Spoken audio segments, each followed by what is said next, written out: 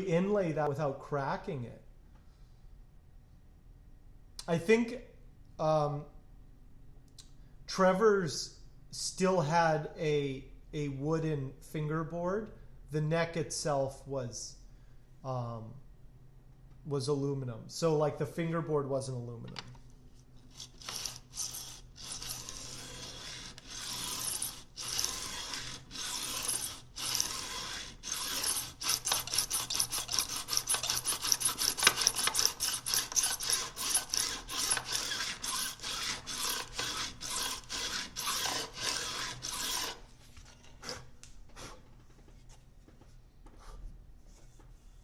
Okay.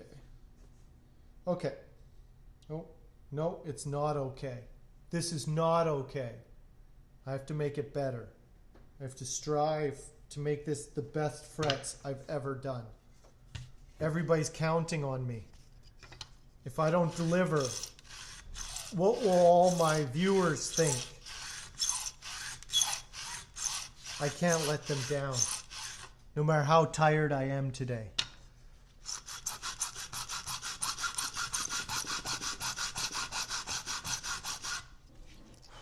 Though this is pretty casual.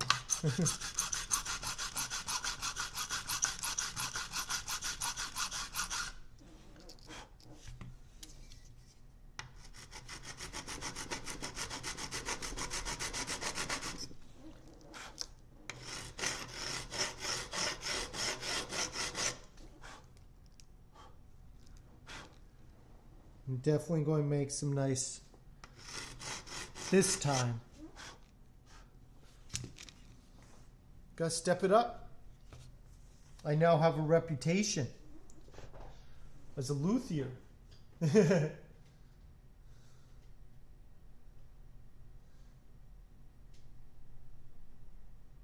Yeah, that's strange that he wouldn't have a demo. So there's no demo on his Instagram of people playing the glass guitar?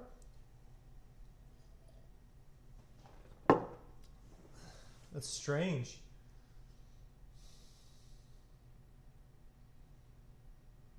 How would you sort these words from coarse to fine?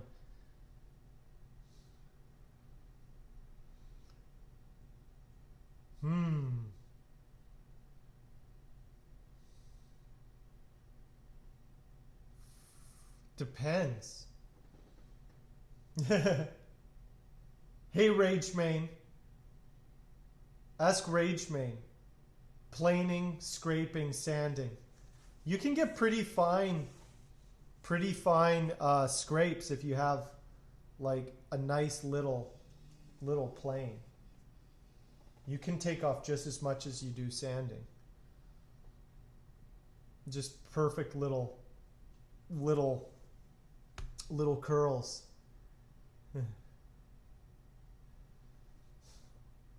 Ragemain, how fine of a cut can you get on your planes?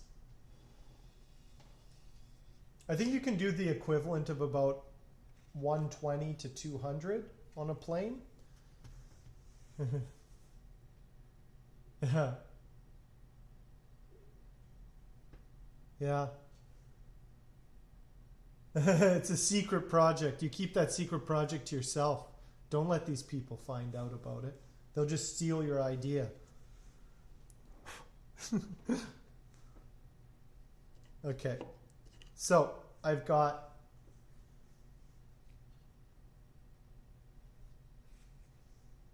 yeah. You can't just come on to the stream and be like, "Hey, I got secret projects." You can see through the shavings. Yeah, they're like that fine. So, I've got my fretwork done. Not the fretwork. I got the size. Ragemain, did you cut anything this weekend?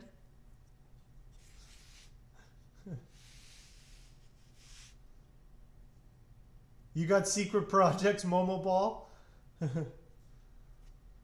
I used to work with a guy who had secret projects, and I was trying to he's kind of a jerk, and he was really hard to get along with, and I was trying to like be familiar with him, and I was just asking him what he got up to over the weekend.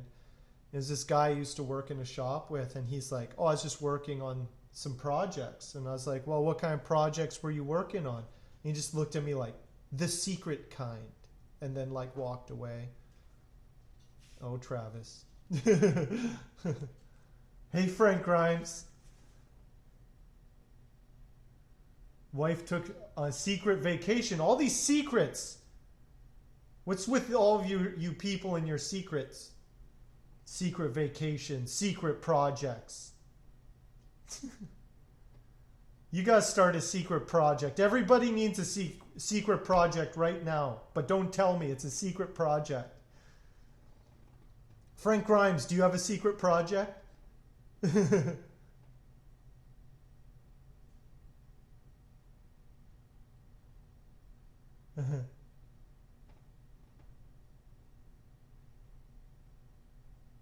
You build guitars in your head. That's your secret. Frank Grimes has a secret project.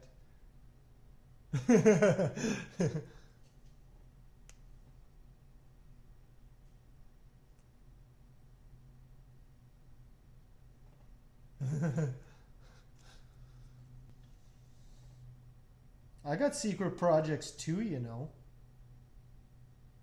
I do have a secret project. I'll reveal when it's done. I have a secret project, but I'm not going to tell anyone until I release it.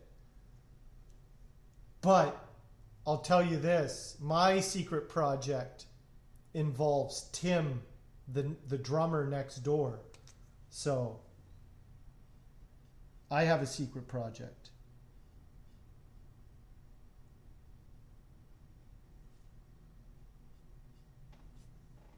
And it's not a hip hop album. It's a different secret project. This marker, I need to find a different permanent marker. I think I saw one in here. I just need a marker. What I'm going to do is like draw across. Here we go. Here's the Sharpie. So you've seen me do this before. You do take a Sharpie and go across the frets. And then when I start leveling them, you'll be able to see where the low parts are. But just be very careful if you have a maple fingerboard not to get any ink on it. There we go.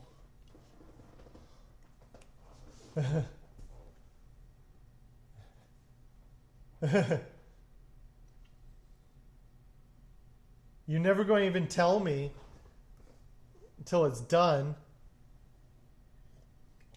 That's a super secret project if you don't even tell anyone when it's finished.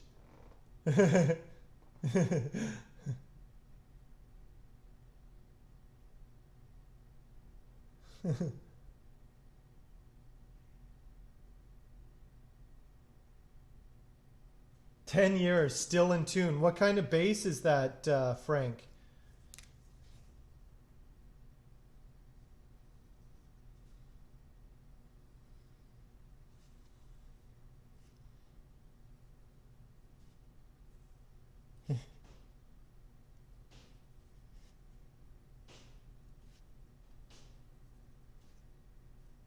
I got so many secret projects. You don't even know. You don't even know how many secret projects I have.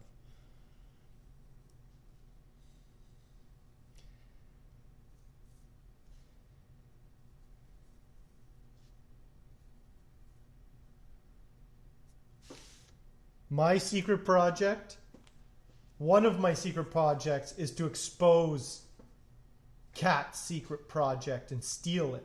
That's one of my secret projects. An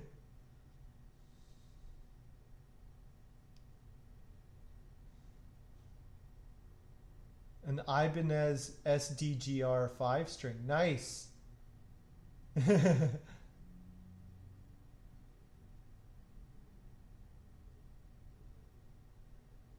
Port Ludlow. Nice. RageMate has some quality time. I guess going on a secret vacation with your wife is better than cutting a guitar body. Maybe. You could have just been in your workshop all weekend.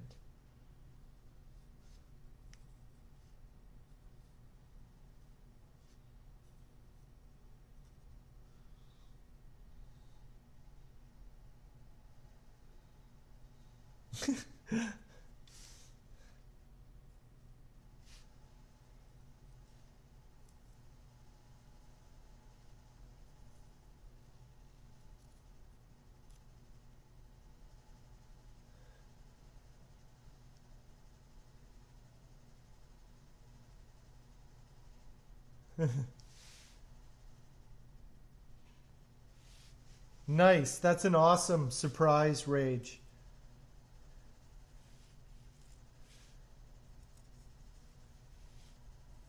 It's a very thoughtful thing to do. You deserve secret vacations. Okay, so I've got a black line on all of those. Now I take my leveling beam and I level. Just let those dry. And now I can level it. I'll level it. And I just let the weight, this thing's a few pounds. So now I can see when I do this, how even my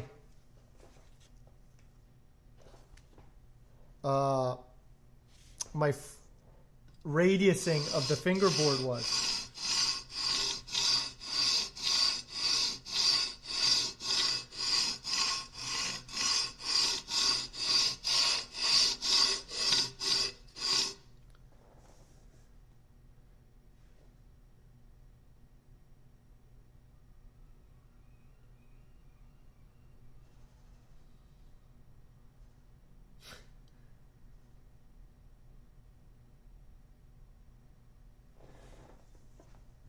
Fake bassists?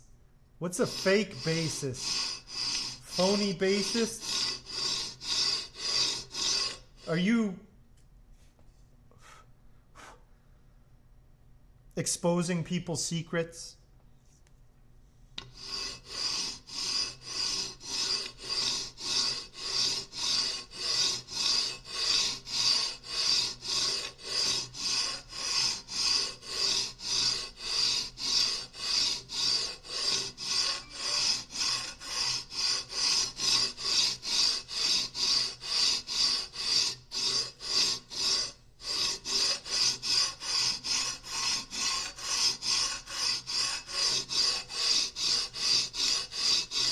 Okay, let's see where we're at right now.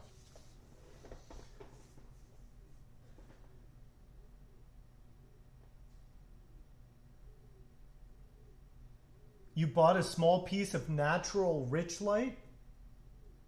What is natural? Is that a color?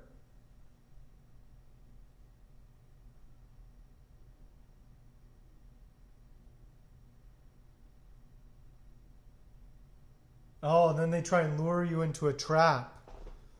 Don't fall for that trap.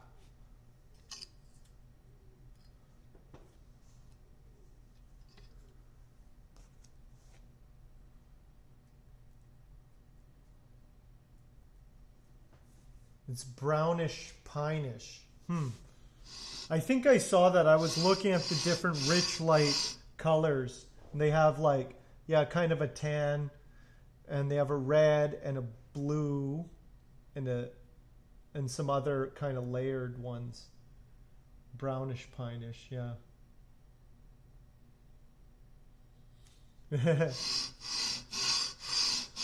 Who fell into whose trap there, cat?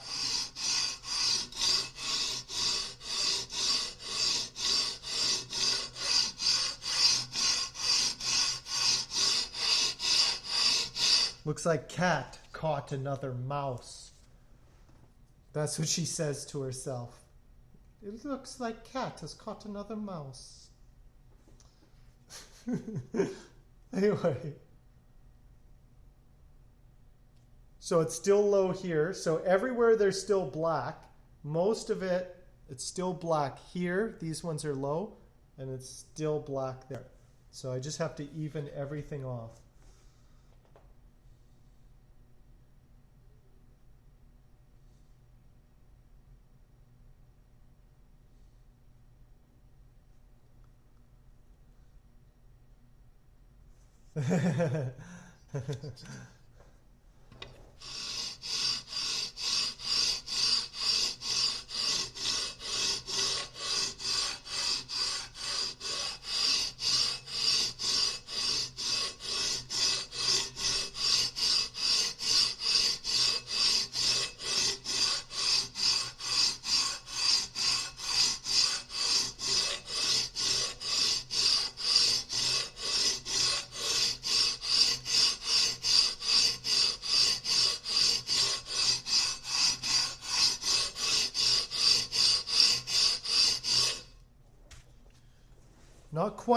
Not quite perfectly level, but we're getting close. Getting close, and it has to be perfect. Absolutely perfect.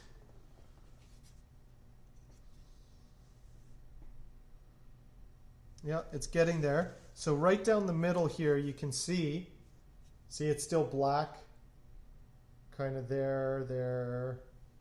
So just a little bit down the middle.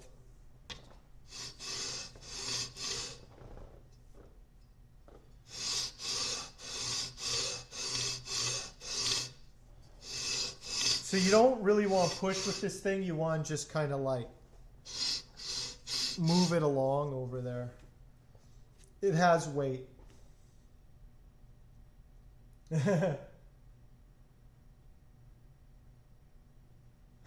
Yeah, Hemel won't like it and everyone will hate it. He'll just send it back. He'll be like, I don't really want it. I thought I was into it, but not really.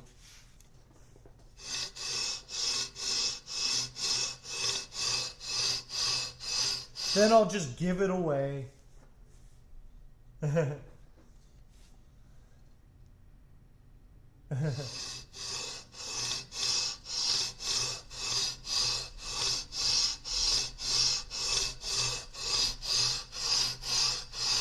Just another guitar I couldn't get rid of.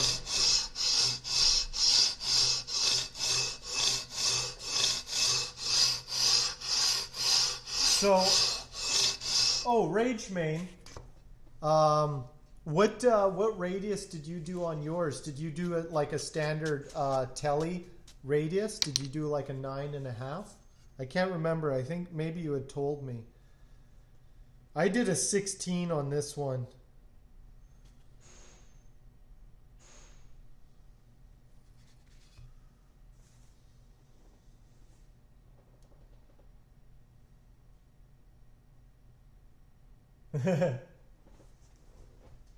I've said that a lot. It's one of my catchphrases. When you're building a brand on Twitch, you have to have catchphrases. And then your viewers know your catchphrases, and then it becomes endearing to them. It's all manipulative social engineering stuff.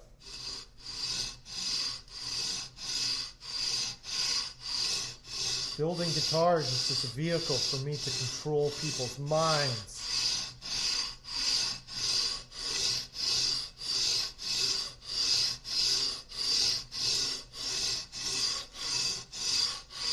And build guitars. 12. Yeah, 12 is a good one. I want it to be as close to perfect as I can.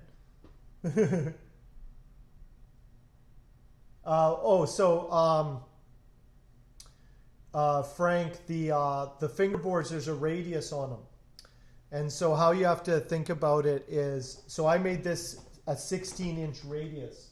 So that has the same radius as a 16-inch circle. So imagine a 16-inch circle, and that, see the radius on this, see that curve in this block that I used to sand it? That would be the curve in a 16-inch radius. So if you want a more steep curve, The smaller the circle, the more steep the curve is. So if it's a 12-inch circle, it'll be more of a curve. Yeah, it's they usually range from 10 to 6 to 20 to flat. Usually 12 to 16 is pretty common. 16 is a little on the flat side. It's a good kind of like in the middle between, you have some radius, but then you also have kind of like finger picking, kind of flat fingerboard kind of style you can do with that too. Flat, you tend to want a flatter fingerboard if you're doing more finger picking type styles. Like classical guitars are pretty much flat. Yeah. Yeah, traditionally classical guitars are flat, but it was also, they just made them flat back in the day. But yeah, you'll tend to find more flat fingerboards on finger picking style playing as opposed to rhythm and chording where you have more of a curve. That's the general rule, but it's not set in stone. It just goes to preference. But yeah, a lot of metal guys who do all like the intricate kind of stuff, they like more of a flatter fingerboard. Yeah, it's yeah, classicals are usually traditionally flat. They're wide and flat. And then if you look at the Fender, like the Tele, the old Tele necks, they're like really curved. They're like 9.5 inch radius. The whole thing is very thick and very curved.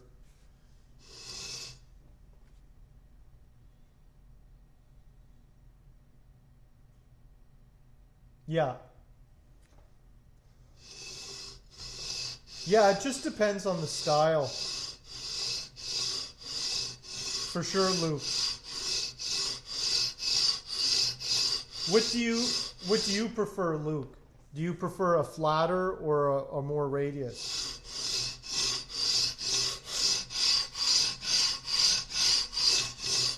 I usually just go 12 or 16.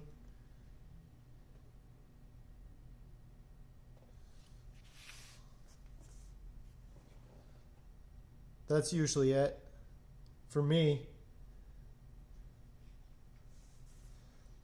Okay.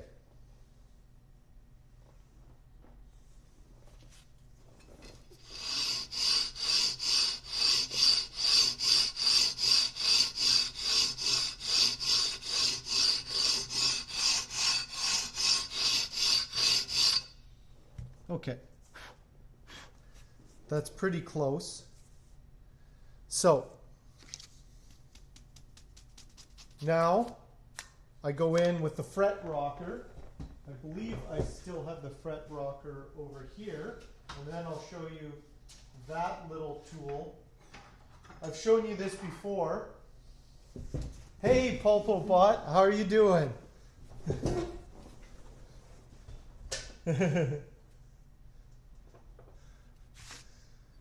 So the fret rocker is basically exactly that.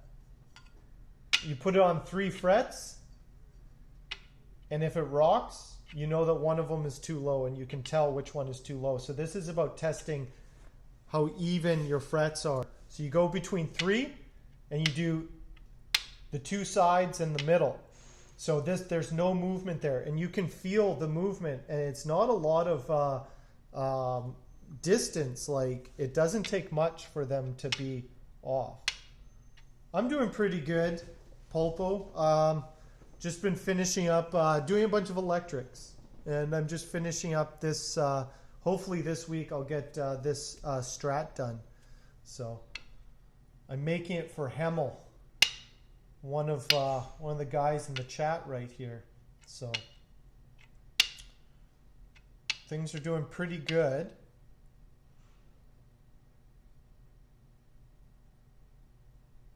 Flatter neck. Do you ever use compound radiuses, Luke? where it's like it has a different radius on the top and then gets like flatter as you go down. I was thinking about doing some compound radiuses. So that's all flat. The return of PulpoBot. Yeah.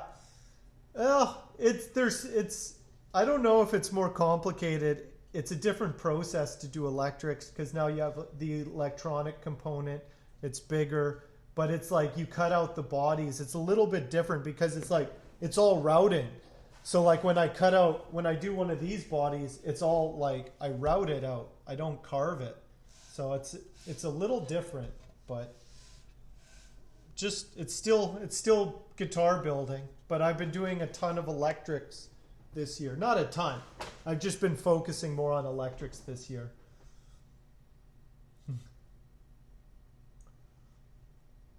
It's actually the ukuleles, the acoustic instruments. There's a lot more going on with them, I find.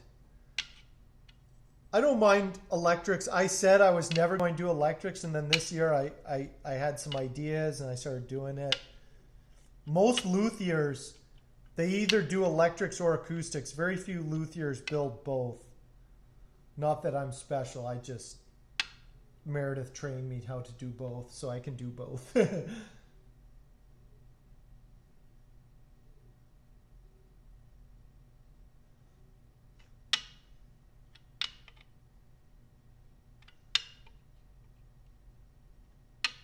But I'm enjoying doing electrics.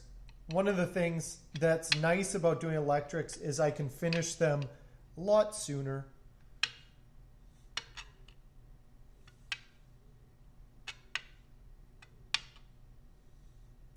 So far,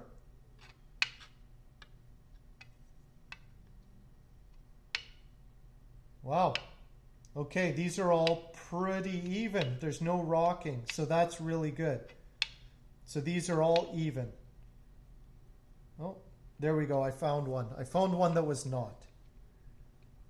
But it's not off by much. But there's a little bit of a rock in the middle here. So I'm just going to sand that middle part down a little bit until it's perfect. It's not a big, there we go. That's pretty good. You just want these to be as even as possible. If you have a really low action, you just want everything to be even. Then you won't get any, if you have a low action, you can get like fret buzzing, you know, things like that.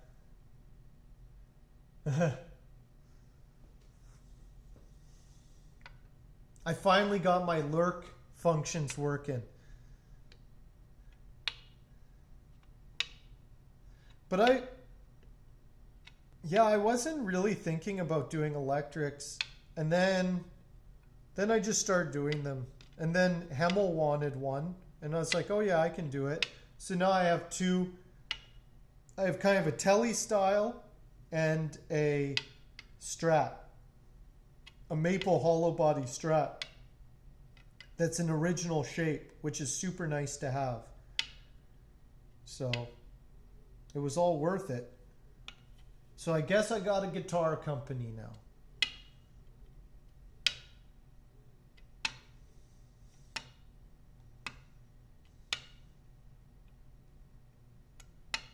Okay. That's good. Everything's even. It's quietly saying, who's supposed to believe that?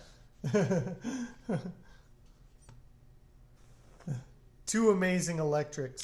Fantastic. Yeah. Well, these are prototypes. This is the prototype. And it all worked. It all went swimmingly. Like, so it's awesome to have that. So all the programming is done because I cut it all on the CNC.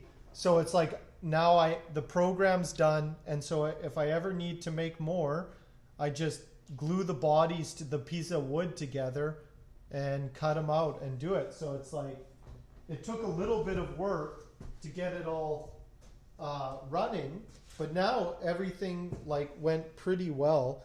But then again, I've been in the shop for the last 2 years as Will and Meredith. Like I was helping as they were prototyping the Dunvegan.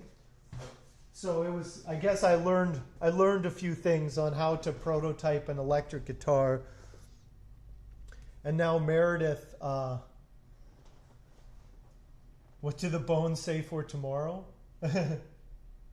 Oh, throwing bones. Witchcraft. No witchcraft on the stream. This is a puritanical stream. No witchcraft. I can't abide by that. But anyway, it's nice. Meredith is, I've told people before, Meredith is, she's a Fender, she's working for Fender now as an engineer. So that's awesome to have a Fender engineer in the shop. You know? You know?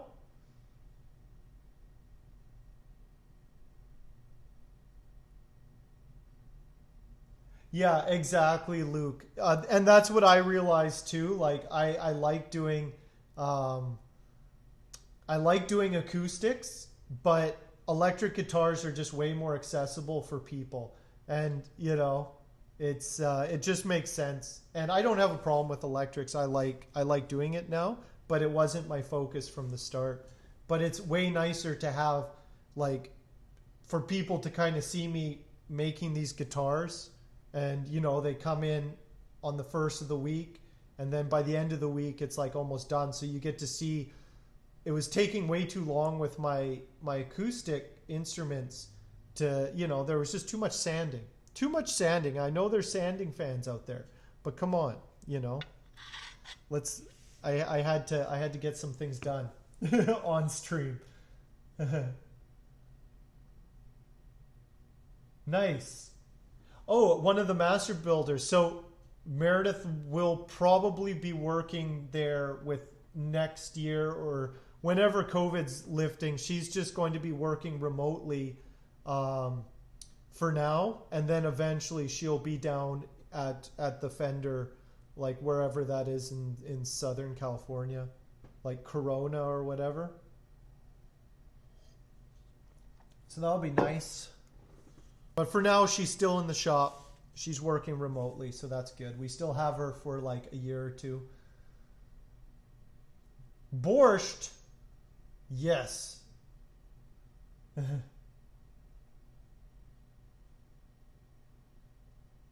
Yeah. Yeah, it's in Corona. Yeah, well, that's the thing. It's, yeah, there's more of a chance of somebody buying a $1,500 electric guitar from me than a $1,500 ukulele. You know, they take the same amount of time. I can make an electric guitar or I can make a ukulele. The electric guitar audience and buyers, like there's just way more people looking to buy electric guitars than custom ukuleles. So it's just necessity. It's just necessity. That's just straight economics. I don't fight the system. I join it.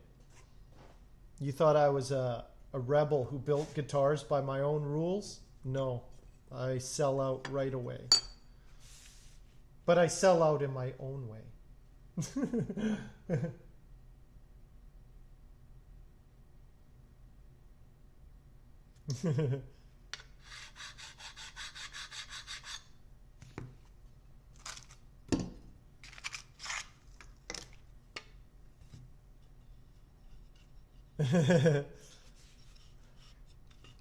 Yeah, Kat, you should, you need to, do you have any instruments, Kat? Do you play any instruments? Maybe someday you'll win a Hank Budd electric. Maybe someday. I'm not saying I'm doing that, but someday I might do an electric guitar giveaway when I'm in a position that I can give one away. Right now I have to sell these things.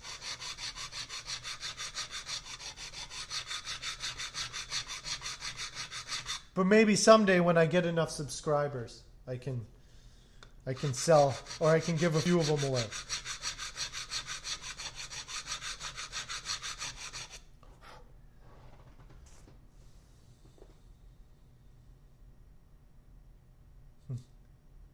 Electric uke giveaway? I do have some. We have a bunch of stuff for electric ukes. I could do an electric uke.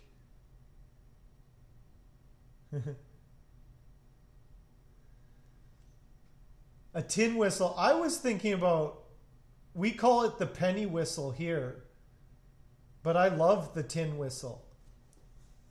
I was thinking about learning to play it at one point. A drum kit.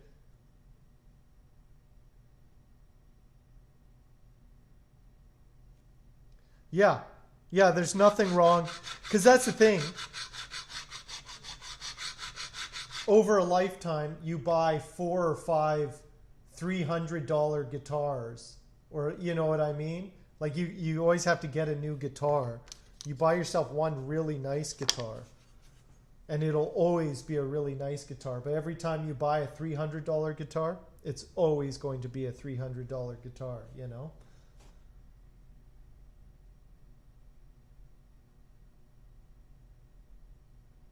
You used to play a penny whistle, Megan? Do you still have a penny whistle? My dad played the penny whistle. I should have learned how to play it. Never did. But it is fairly easy. From what I've seen, it's not too complicated. It's not like a clarinet.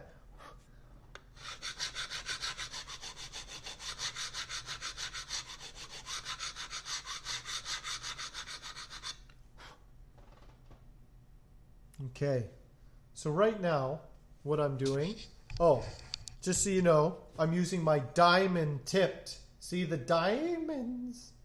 I'm using my diamond tipped file to crown. So when I even the frets with that sander there to make them level, I flatten them. So now I have to re-crown them or round them over. See, that's like a rounded file, and it's diamonds. Those are diamonds. Anyway, that's what I'm doing, if you want to know what I'm doing.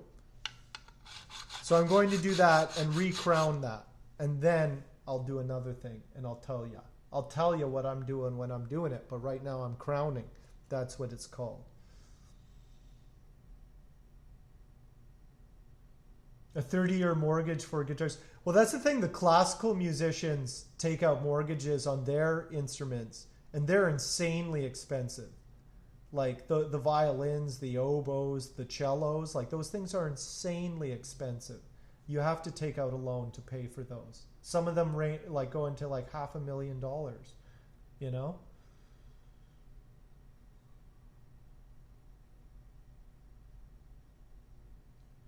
Oh.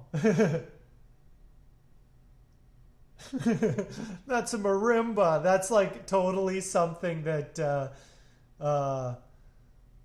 you know, classical musicians would get off on for sure.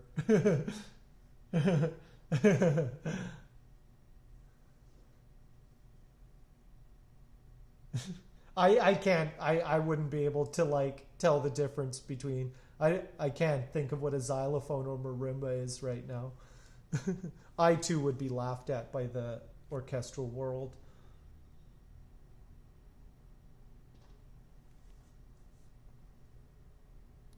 Everybody has dreams, Rage Main. I thought you were building electric guitars now, that you were over violins. You were over it. Now you're an electric guitar guy, like me.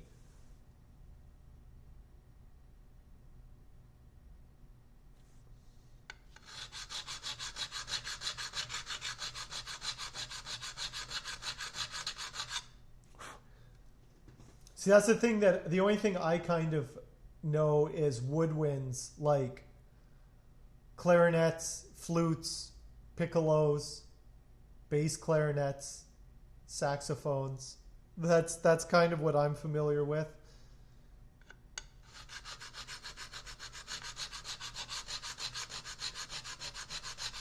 I was in the woodwind world for 6 years.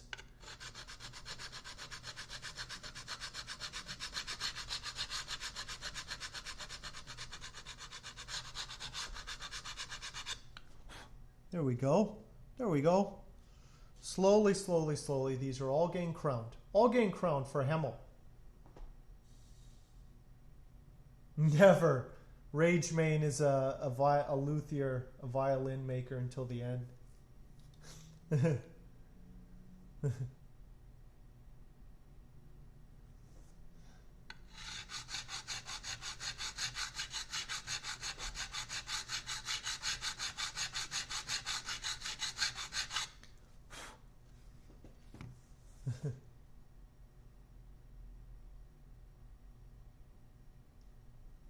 Nice. You know, it's funny. That's one of the reasons how I kind of randomly fell into clarinet making is I thought I was applying. So I saw an ad and it said musical instrument production assistant. And so what you did, that's what I thought I was going to do when I saw an ad for musical instrument production assistant. I was like, oh, a production assistant on a musical performance, right? And then it was like, no, it's a production of musical instruments. And I was like, oh, I can do that too. And so, yeah, that's how I ended up randomly making clarinets. I thought I was going to be a production assistant.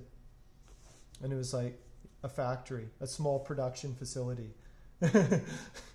Yeah. Yeah, I just, I talked my way in. I really needed a job. Most of the things in my life I've done out of total desperation. Like it was, I needed a job bad and I wasn't going to leave there without one.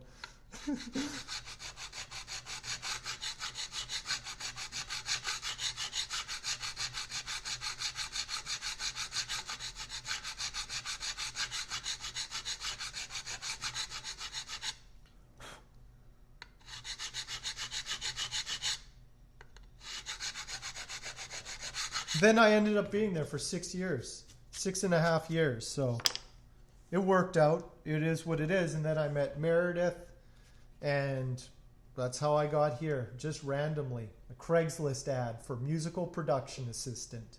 That was how I got into instrument making.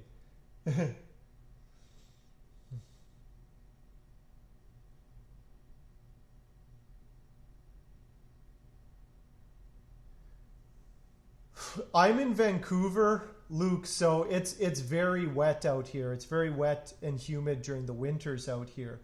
Most of Canada is dry and cold, but here is fairly humid.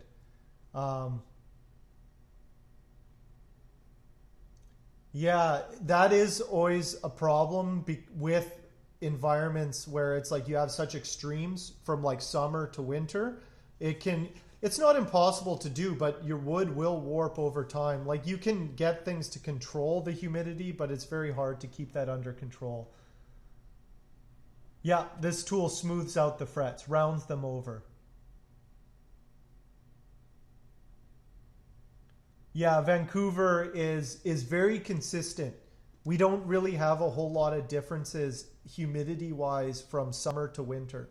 So our wood, we get away with like things that nobody else in Canada can get away with in our consistency and how we store our wood and stuff. Like we don't have a whole lot of humidity controls and stuff.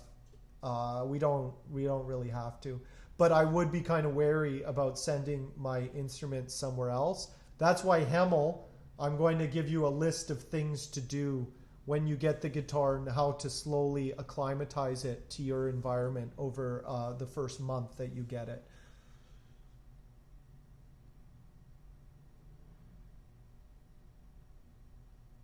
Yeah, the middle provinces are dry.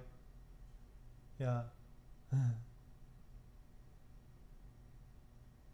I would imagine Minnesota would be very similar to southern Ontario or Montreal for sure. Just those like cold, cold winters and humid, hot summers.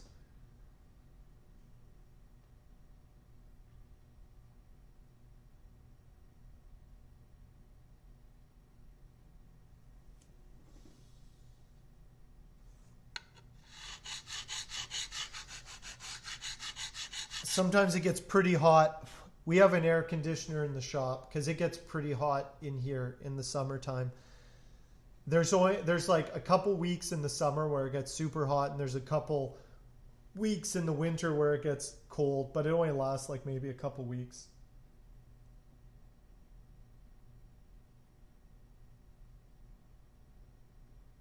The Newfies. My people are the Saskatchewanians. I'm from Saskatchewan.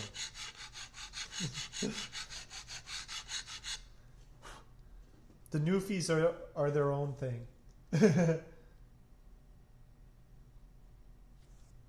I'm from the prairies. I'm a prairie. Well, actually, I'm not a prairie boy. I was in the north. I was from northern Saskatchewan, so.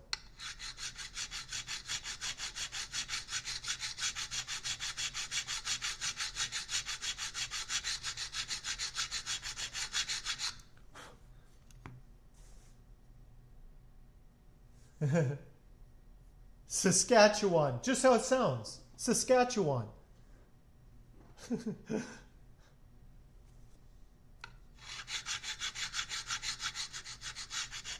I always make the distinction that I'm from northern Saskatchewan. There's a difference. Saskatchewan's a huge province, but there's only 1 million people in it. To put it in perspective, I think Saskatchewan is like 3 times the size of France, or twice the size of France. Like, it's bigger than France, and there's only 1 million people in it. And the area I grew up in was sparsely populated up in the north. So, okay, I'll catch you on Wednesday as well, Hemel. Thanks for popping in. You have a good night.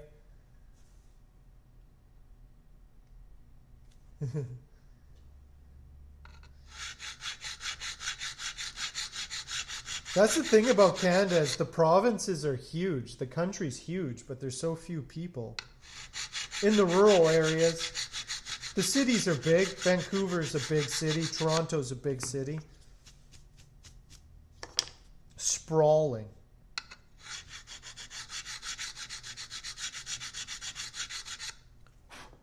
But I always make that distinction that I'm from northern Saskatchewan, not the south.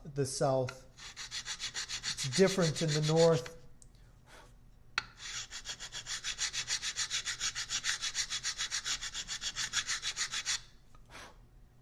The colors are different. The greens are different up there.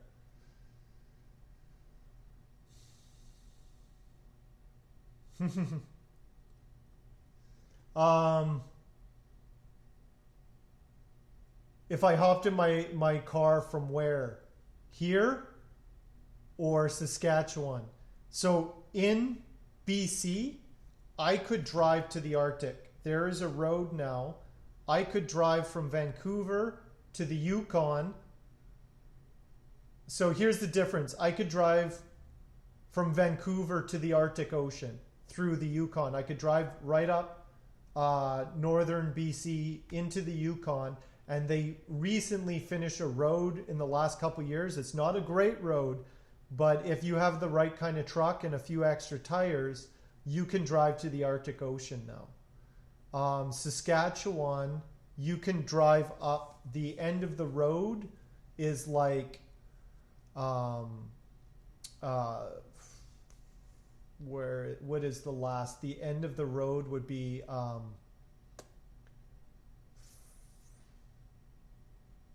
Stanley Mission.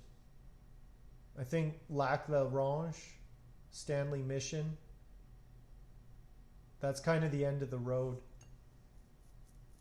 You can't do the Arctic from Saskatchewan. It just turns into swamp. The only way you can get up north Saskatchewan is you have to fly in. Lots of lakes, so lots of bush pilots and stuff. If you want to go way up northern Saskatchewan, like fishing and stuff, you're just getting flown in. Or tree planting or any sort of resource extraction, it's all fly in. Okay, France and Saskatchewan are the same size. Okay. So Saskatchewan and France are the same size with only 1 million population. Huh. Yeah.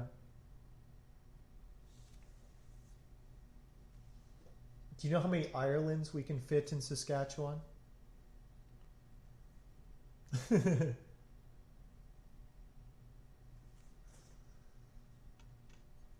I don't know. I haven't done much stuff in the north. Megan is from the Northwest Territories. She's a northerner. If you guys want to know about the north, you ask Megan. She's from the north. She's a wildling from beyond the wall.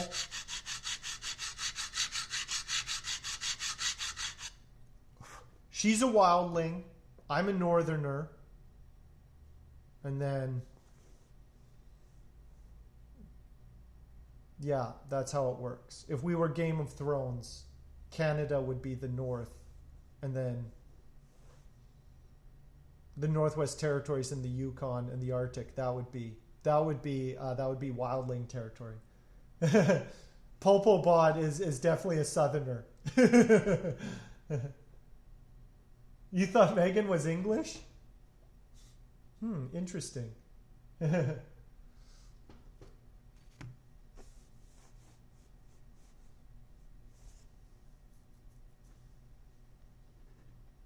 I don't know who Pulpobot would be if we were Game of Thrones.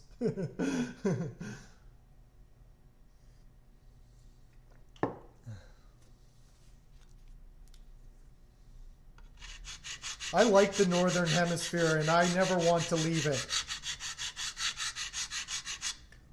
But I'm not super into going past the boreal forest.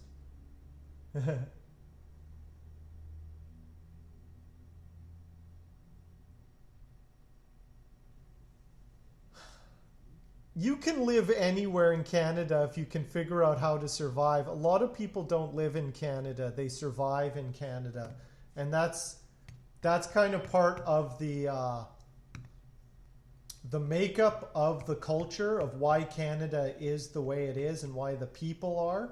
Because there's a certain freedom in living in a place that like nobody wants to go to and hassle you. So if you want to move to northern Saskatchewan, you can kind of be left alone. Like if you just want to be left alone, there's like lots of places in Canada where you can go. And so it kind of breeds a certain type of person in the north in Canada, in rural Canada anyway. It's just like people who don't like to be hassled. So yeah, if you can find a way to survive, you can live anywhere you want. Hey Pineapple, how are you doing?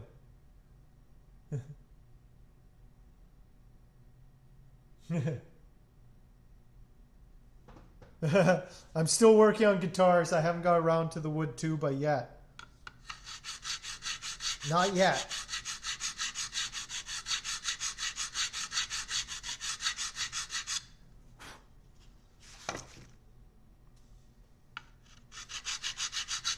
But that's the thing, I can handle cold a lot better than I can handle heat. Though I don't mind a dry heat, I can't handle humid heat. Humid heat destroys me. Dry heat is okay. I could handle desert, but I couldn't handle jungle. I would just melt.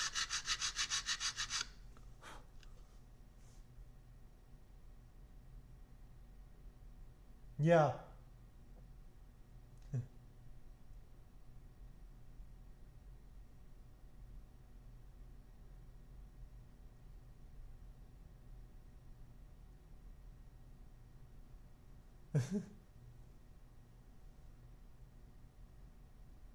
I'm in Vancouver, Canada, on the west coast of Canada.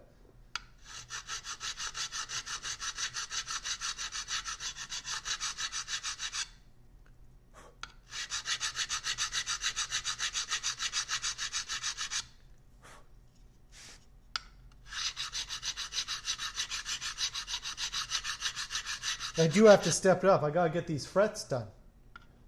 Been slacking on my frets. Now that Hemmel's gone, I can I can totally slack off, but I'm not going to.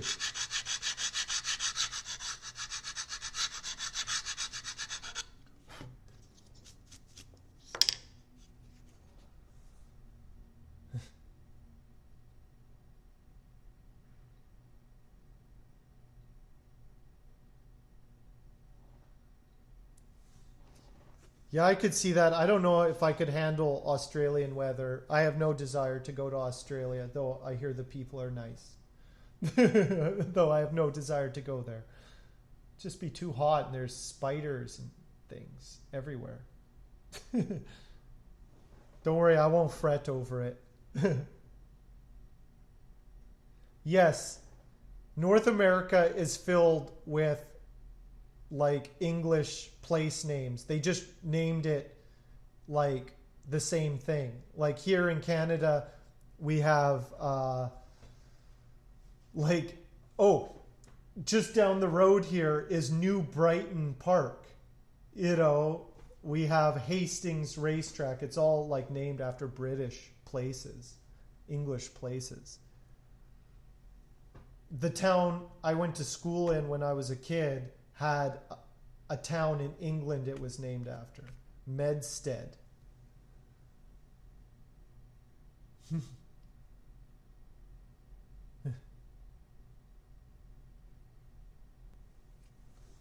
It's hard to come up with new names for stuff. They just come up with old names. There's a few Celtic names, like there was Glaslyn back home, which was like Welsh or Scottish. I think it was Welsh. I think there's a Glaslyn in Wales. Hockey's okay. I don't really follow hockey too much, but it's hard not to be into hockey in Canada because that's like the national sport. But I since COVID, I haven't really been paying attention to it. It's just kind of like lackluster without having crowds in there and stuff. But yeah, I've watched a lot of Canuck games. That's the local team in Vancouver, is the Canucks, and like everyone, I've done my diligence and watched them lose over the years. Lose big. They lose big. When they lose big. Bally something and you're good. Hockey. Some hockey. Lacrosse is the national sport of Canada. Yeah, they say that, but we all know what the national sport is. Actually, more people play golf in Canada than hockey. Canada has a ton of golf courses. Technically, golf is the most played sport in Canada. And I golf more than I play hockey.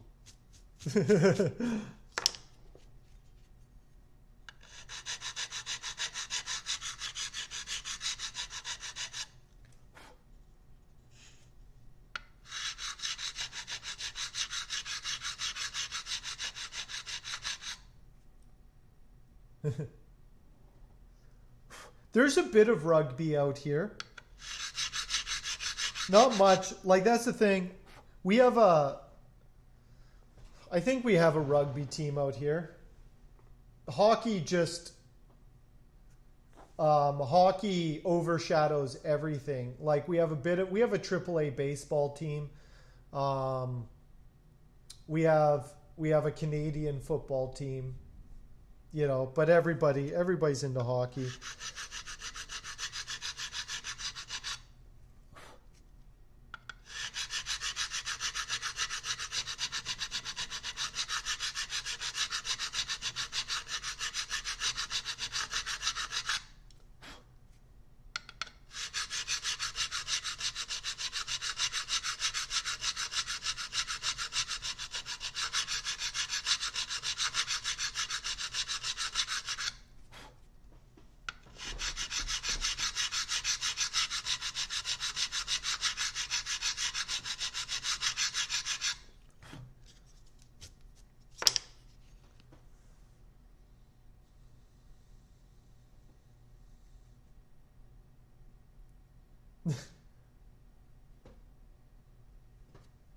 Oh man, some harsh statements by Pineapple. Pineapple comes on and just lets it rip.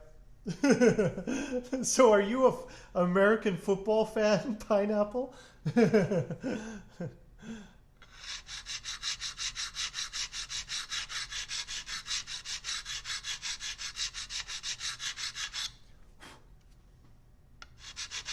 I don't really follow a lot of sports. Um, I just don't have time. My sport is fretting.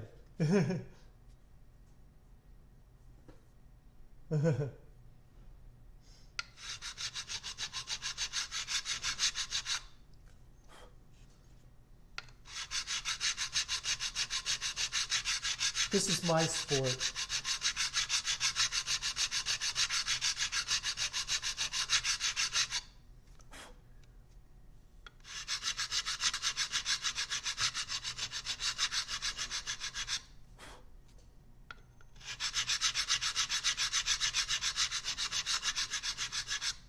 Like I said, I'm trying to get these frets as nice as possible. I want Hemel to have some really nice frets. So I'm going to make these. I'm going to take my time. I'm definitely taking my time here.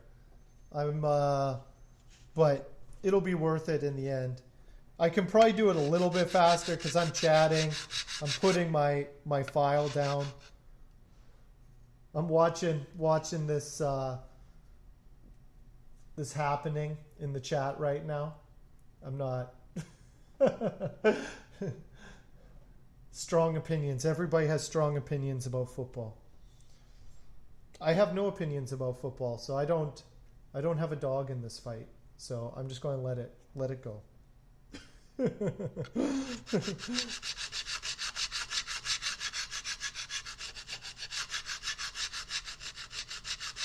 I don't know what I have strong opinions about anymore.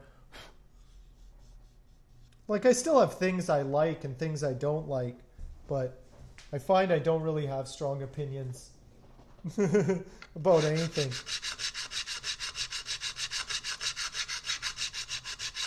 You know what I do? You know what I do when I see something I don't like? Guitars. Yeah, I have strong opinions about guitars. But that's the thing is, like, I don't really have strong opinions about guitars because when I want to express my feelings of guitars, I just make one. So it's like I don't need to be like, this is the best and this isn't, you know. It's kind of like, oh, this is what I think a guitar should look like, you know. It's when you're creating stuff, it's it kind of changes the dynamic when you're when you are a producer rather than a consumer. So when you're a producer of something, you express yourself through the act of creating something. When you're consuming something, then you're vicariously, like, you need the thing you're consuming to fulfill whatever desire or need or want or idea you have. It's to kind of validate what you already think, right? So that's the difference. And I think there's a real big difference when you are on the other side of things, when you're creating something as opposed to consuming it. That's all I think. So I see guitars that I don't like, and I'm like, oh, that's an ugly guitar, you know. But I don't like trash it. I just am like, well, I think guitars should look like this, you know. So it just changes everything.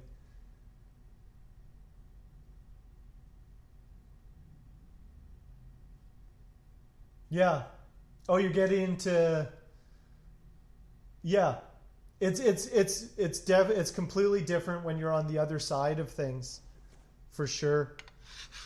But that's the thing, is like it's definitely a lot more fun to play video games than make video games. It's a different type of like reward kind of experience, because when you're making something like making a video game, it's a delayed gratification. You know, you won't feel satisfied about it for years, like a year or two after you start. Whereas like a video game and a lot of entertainment now is instant gratification. So it's like, it's a different sort of feeling. There's a different sort of satisfaction when you actually sit and you're like, oh, I finished that, you know?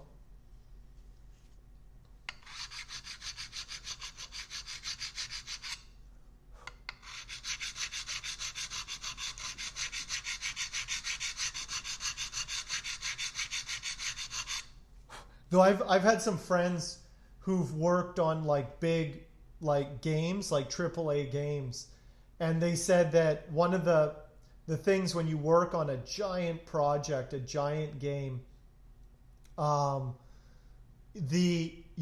can't really see what you contributed to it because hundreds of people contributed to it.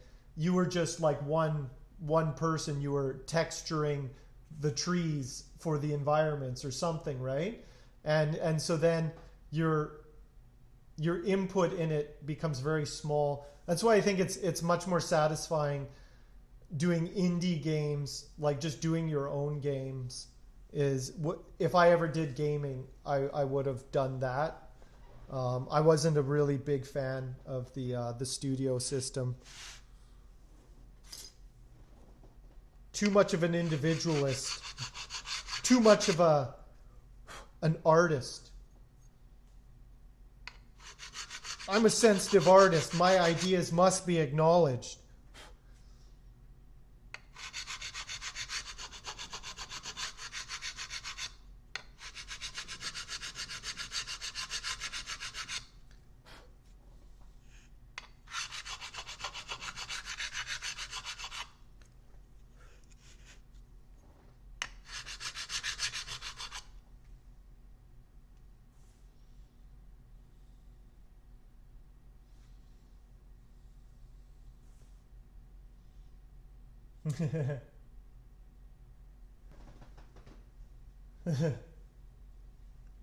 Yeah, it's definitely things change when money gets involved, especially when it like you start having. I remember one of my friends was saying how disappointed he was. Like this was way back in the day. This was like early 2000s. Like he was still a teenager. We had done animation together in high school, and he was really good. And he got into a really good studio right out of 1 year of animation. He got in, and he was telling me he was really disappointed. He was like, I got this job at this game company, and I thought it was going to be people like me, but all the people running the company were corporate jocks. And I thought we would get away from that, but he's like, you know, it had already become a corporate entity. It was no longer just guys in their basements making the games. Like there's still people who do that and stuff, but it had already changed by the early 2000s. Gaming had changed, and it hadn't quite gone mainstream, but it was a big budget like industry. It was starting to be just another form of mass media, and it wasn't the little niche thing when we were kids in the 90s. Like it was big, but it was still kind of niche. It was a thing that a subgroup of people were doing, but it wasn't like a huge segment of the population was gaming at that time.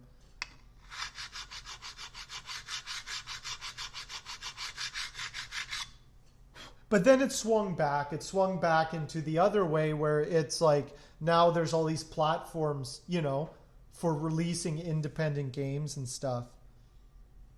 And small studios are still doing good things and stuff. But there's definitely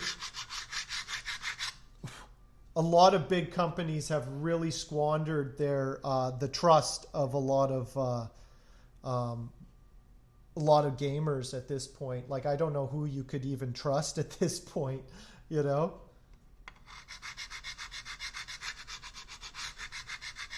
But I don't really game anymore.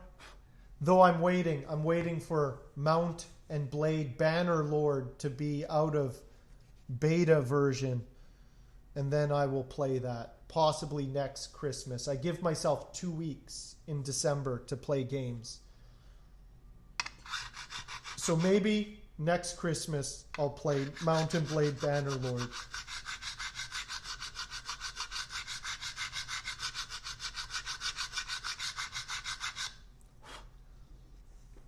I wouldn't mind someday modding. I don't know if I'll ever make my own game. I wouldn't mind making a game, a simple game, or modding an engine into something.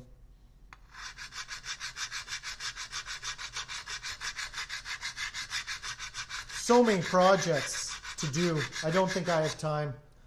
I don't have time for gaming.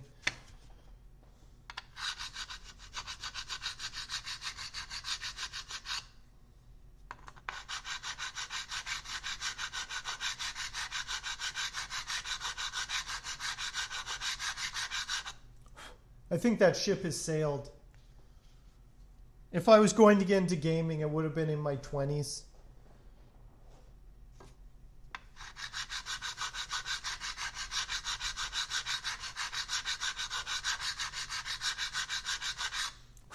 Now I'm just an old luthier.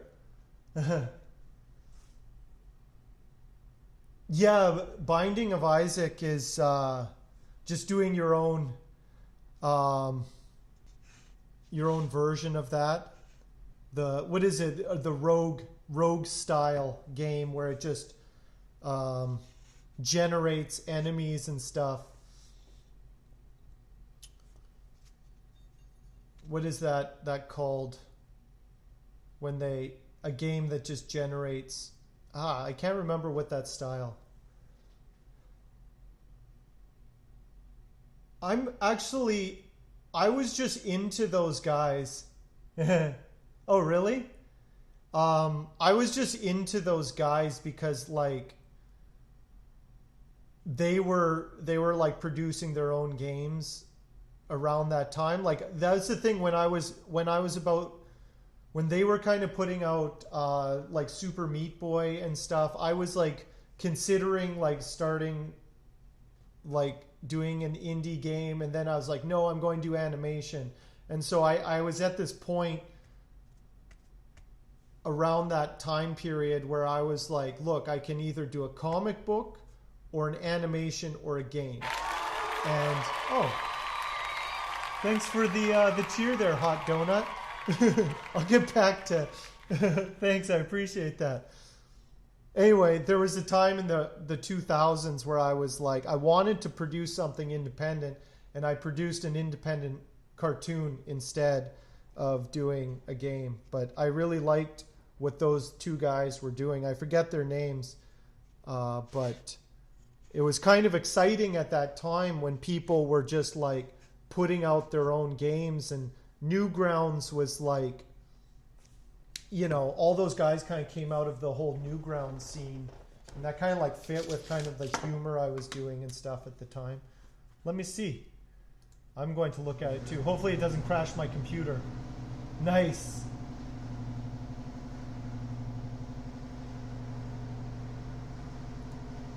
Looks good, Cat. Looks real good.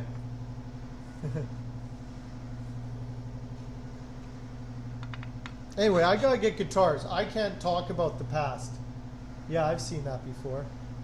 I can't talk about the past. Let me tell you. I'm an old luthier now.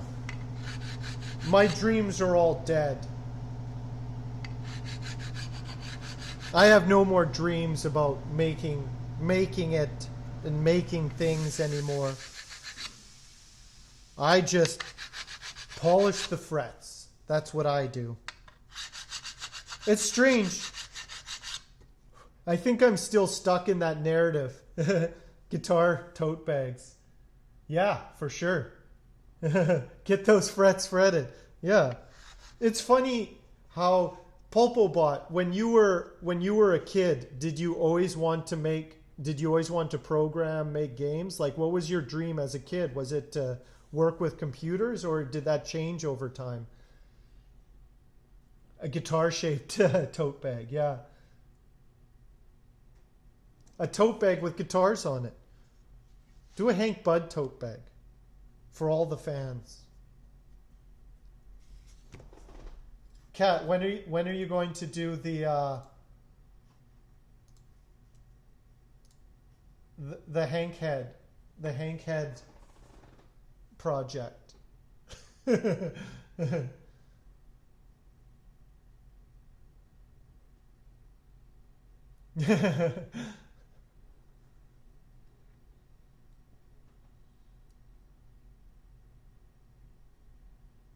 Oh, okay. Animals, and games. I wanted to be a cop when I was 9, like all 9-year-olds. Like, I'm going to be a fireman. Something like that.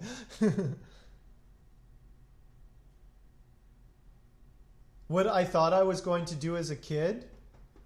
Um, Probably a comic book artist. That was my jam, was just comic book art. I thought I would be writing and illustrating my own comics.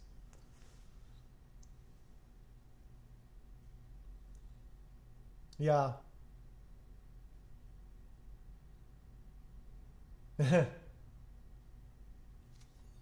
Yeah, well that's the thing. It's like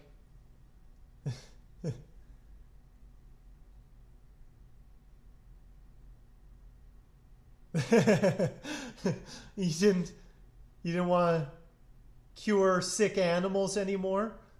Don't worry, Pulpobot. Maybe you can still be a vet as well.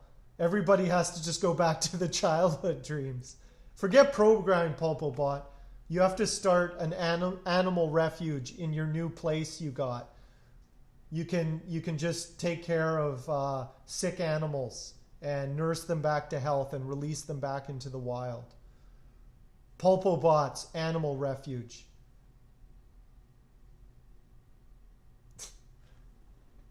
I thought I was going to work for Disney. Yeah, actually, yeah, that was before comic books.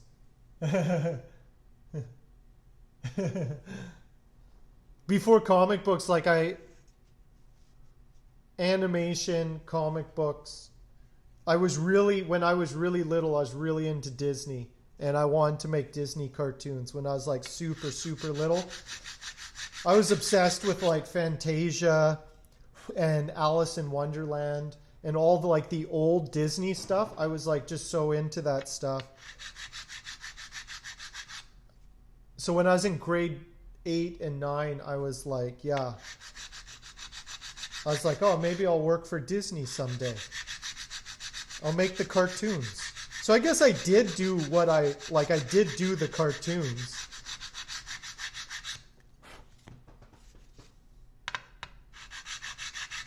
I never worked for Disney though.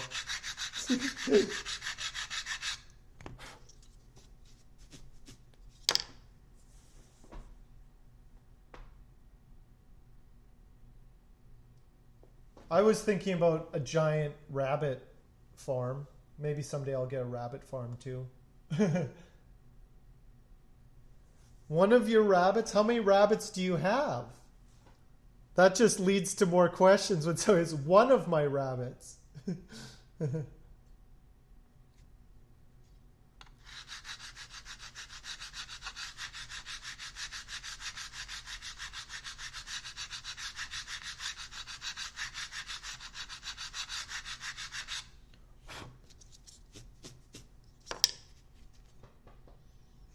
I think it's good though to have that kind of focus as a kid to kind of know what you want and then kind of like you may not end up doing what you want, but it's like it's good to just have a focus and work towards something, get better at something.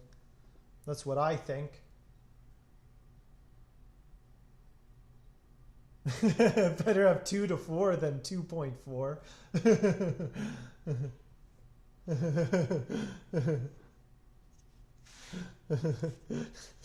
What happened to the .6 rabbit, cat?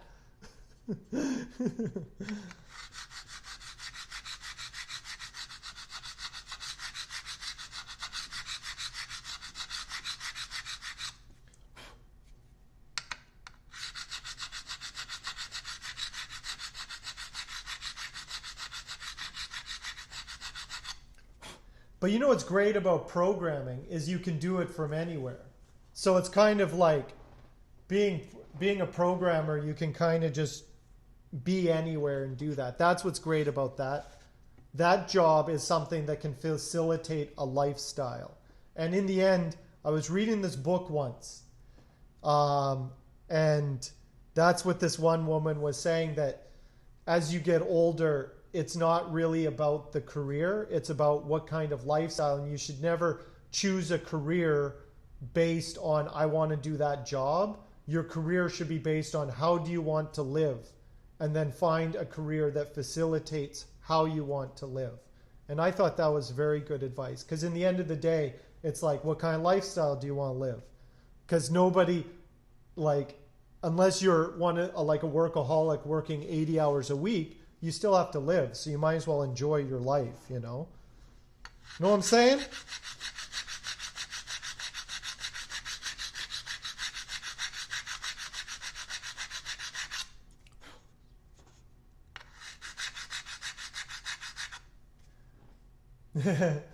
That's a big tooth.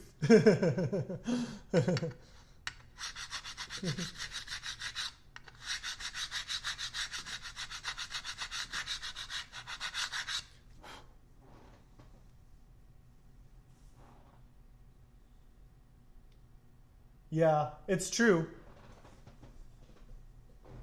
Yeah. Yeah, well, that's the thing. Same with me. Like, that was one of the things. I wanted to work in gaming. I wanted to work in animation, but I wasn't happy with the hours and sitting in front of a computer all day, like in an office. I was like, no, that doesn't work for me. Lifestyle wise, it's like I could do the work, but this works for me. Being in a shop, hanging out with my friends, you know, like socially, this works for me. Financially, we'll see.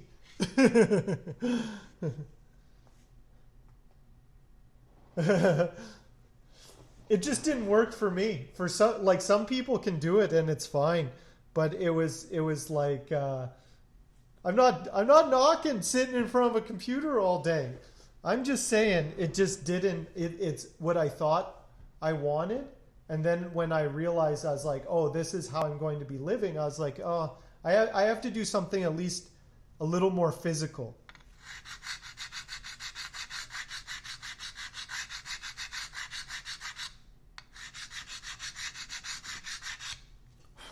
And also, I want to hang out and talk all day.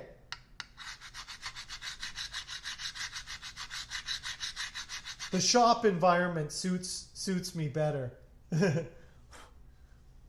You know, you just hang out. You get some work done.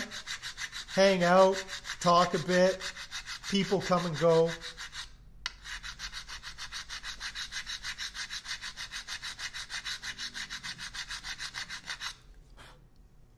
Making artisan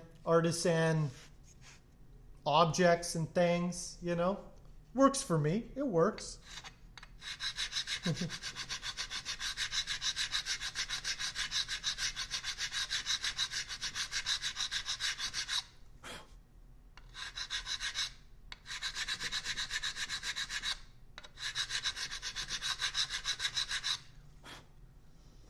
So I'm getting close. You've seen it. You've seen it. You've seen it here. I'm getting close to finishing these frets. That's how long it takes. And that's another thing, is like, I think sometimes I rush this process. It's very easy to rush your fretting, because in the end, you determine when the frets are done. And that's another thing with custom work, is that artisan objects, yeah. Yeah, having a workshop is amazing. That's all I got to say. Yeah, I'm pretty lucky that I have all this stuff. But at the end of the day, like doing artisan stuff, like I determine when it's done, you know? And so it's like I'm kind of in control of the process. So it requires a bit of discipline, a lot more discipline than if you have a boss breathing down your neck with schedules and things, deadlines that you have to hit. It's like I still have deadlines and things I have to do, but also the work takes as long as it takes to do, you know? So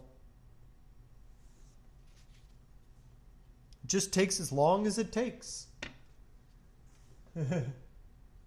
Lutheranism is an expensive virus. It is. Like our shop, yeah, our shop here, none of us could have had this on our own.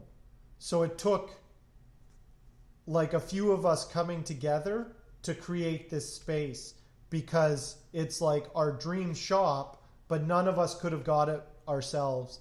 And that's another thing is that it's really hard to just go it alone. Um, you always need people around you. You always need a support network and people who just like give you advice and help with things, just knowledge. It's just nice to have, because that was Meredith's idea for this space, was community and a space for like luthiers and woodworkers where we could just hone our crafts, teach each other, learn from each other, make our stuff, experiment, make our own designs, things like that. So for the most part, it's been fairly successful, I guess. But it is what it is. But it would be almost impossible. What I'm doing would be impossible to do by myself. Like, there's no way I would have been able to learn everything I learned in the last couple of years so quickly had I not been sharing a shop with like, you know, four other luthiers, you know. Because I haven't been building guitars for very long.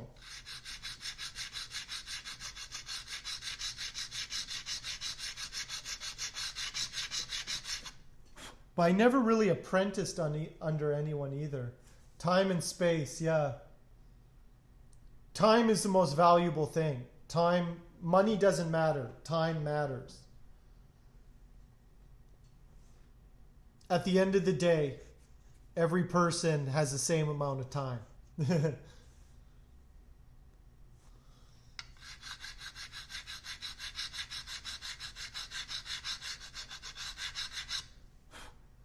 And I always have my own side projects, you know? Yeah, exactly. So that's why, like, it seemed like I would always take kind of dumb jobs, like jobs that, you know, I could be getting better jobs. I'm not a dummy, you know, but I was always take like just kind of mindless jobs that didn't really matter because then I would never be exhausted at the end of the day. So I'd always have time. I'd always get a job that I only had to work 9 to 5 or less. And like when I was working at the clarinet place, I was only working 3 days a week.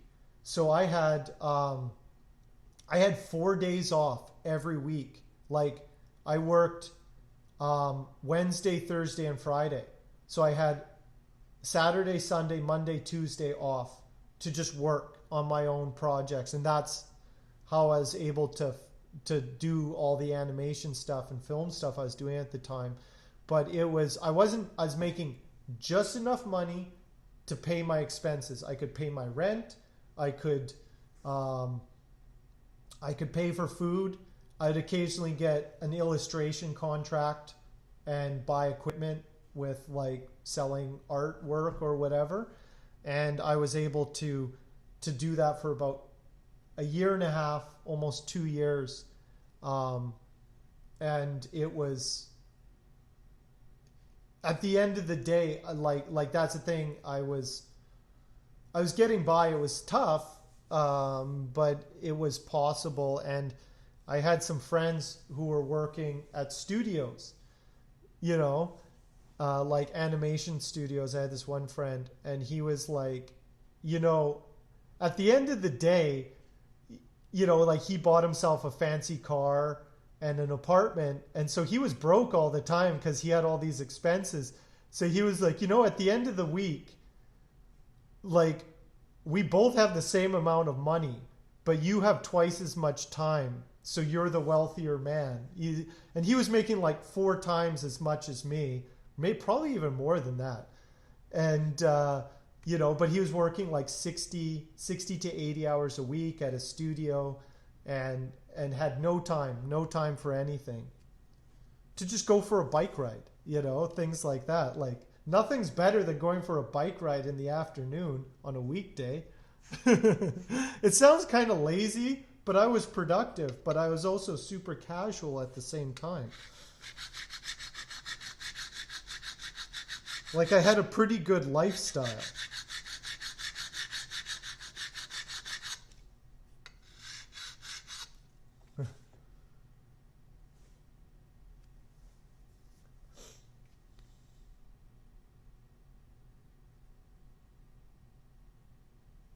You're not allowed to make additional money? That's crazy. Sell it under the table. Yeah, black market, cat. How are they going to find out? You gotta be a hustler.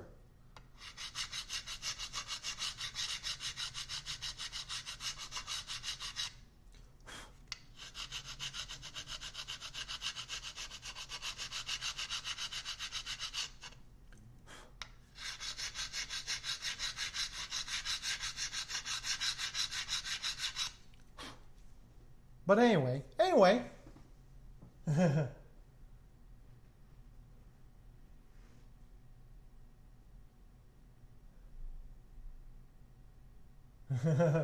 Can't handle. Fair enough.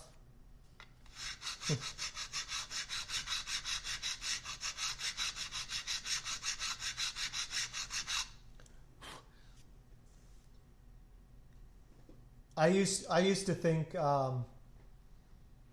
I didn't want to deal with people. I thought I was like kind of an introvert, and then I found out I was wrong, and that I actually don't mind people too much.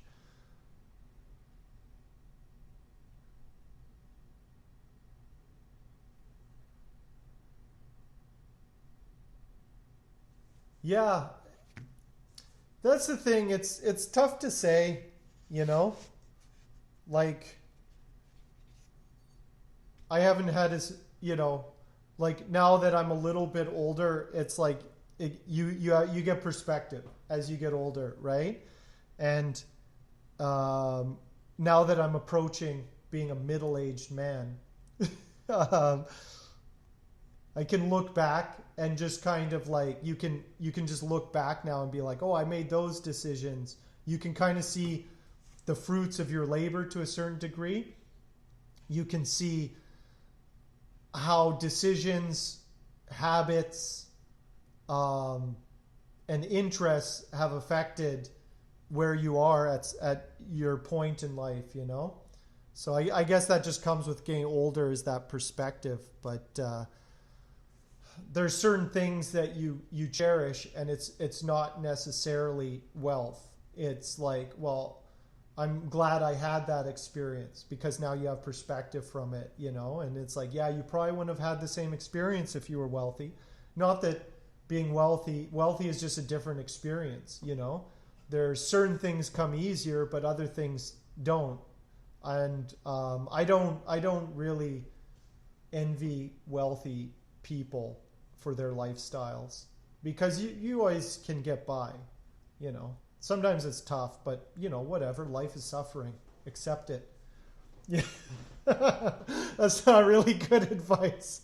Life is suffering. Accept it. I do. Every day.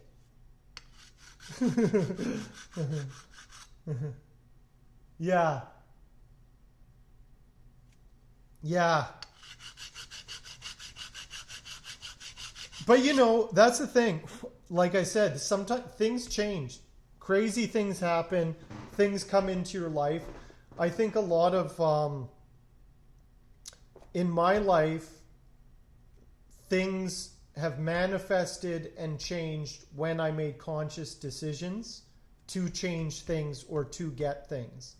And I always believe in conscious thought, like actually deciding I'm going to do this changes the dynamic, and then you just kind of remain open to possibilities, and things can change very quickly. Like when change comes, it comes very quickly, and you have to be ready to move on that. A lot of the bigger decisions I made in my life, I had to make in like very short periods of time, like, you know.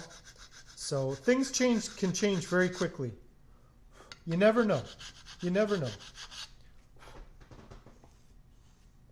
But a lot of times, yeah, though I've made do a lot. Like I've always been in positions where it's like, okay, this isn't ideal.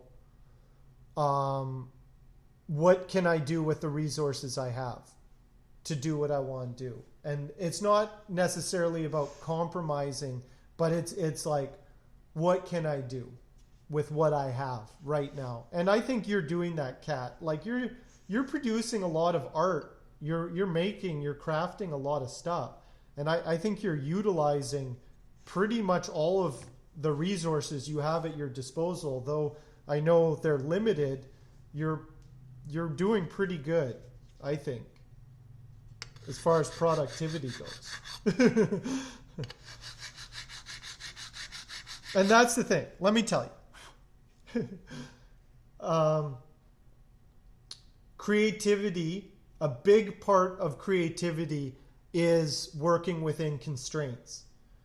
You know, it's the same way. It's like, oh, just because you have all the money in the world doesn't mean you can produce the best movie. The best movies in the world aren't because they had, you know, $100 million budget. So it's working with what you have. And a lot of the best art that's been produced is when somebody's working in constraints and coming up with creative solutions to those problems. So then even the problem of making the art needs a creative solution. So it really pushes an artist to work in constraints. And I'm a firm believer in constraints. and there's nothing wrong with being limited, you know. You just have to be more creative. Oh, no problem. These are the things I tell myself. Yeah.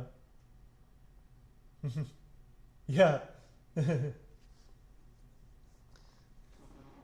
Yeah, like that's the thing. It's I don't know, it's tough to say. Like there's a certain art to simplicity, but then on the other hand, a big budget game can do ridiculous things. But I don't know, like we were just talking about what was that game? That Isaac game.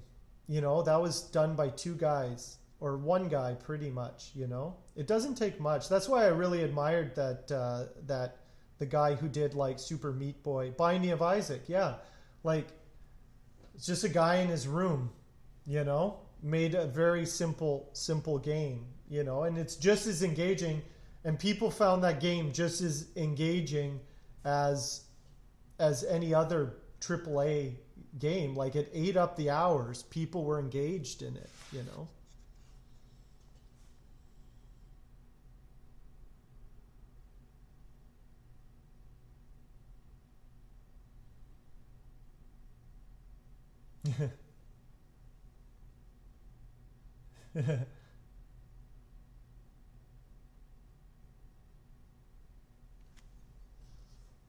Yeah.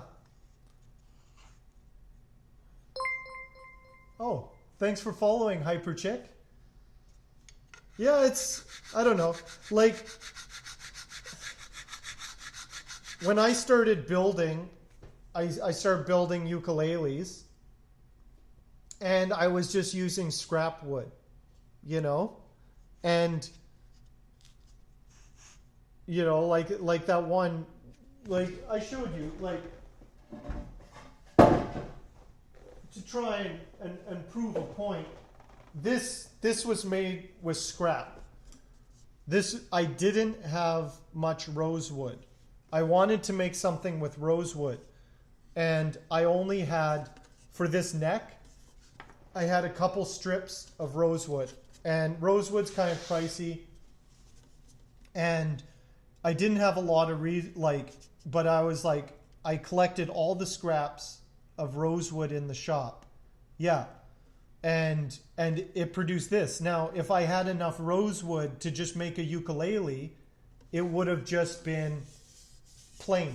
Like, it just would have been a solid rosewood back and, you know, a maple neck. So kind of having those constraints, like I only have this many pieces. So this neck, I had enough if I cut it right. And so I had to plan it out. It's like, if I cut all these pieces correctly, I can make this design, and I can pull off a neck. And then these sides were offcuts from a student who was making a rosewood guitar, and there was enough offcuts that I could make my sides out of it. And then this was also, the top was like offcuts from another project. So like, that's what I mean. So this actually didn't cost me anything to make, really. Like, Meredith gave me the frets. Frets don't cost very much. I used rosewood violin pegs. Those cost like $5, you know. So this thing cost me maybe $15 to make. But it took hours and hours. It cost me time. This thing is not about money. This is about time. And that's where I mean, time is valuable. Money, I could have bought the fanciest wood in the world and made a fancy uke with all the fancy woods. And everybody would have looked at it and said, oh, that's some fancy wood. That wood is so nice. They wouldn't have said, oh, that's a nice ukulele. They would have said, that's some really nice wood on that ukulele. So it's like, that's what I mean. I put the time in, so they're like, oh, that's a nice ukulele. It's not nice wood. It's nice ukulele. If that makes sense.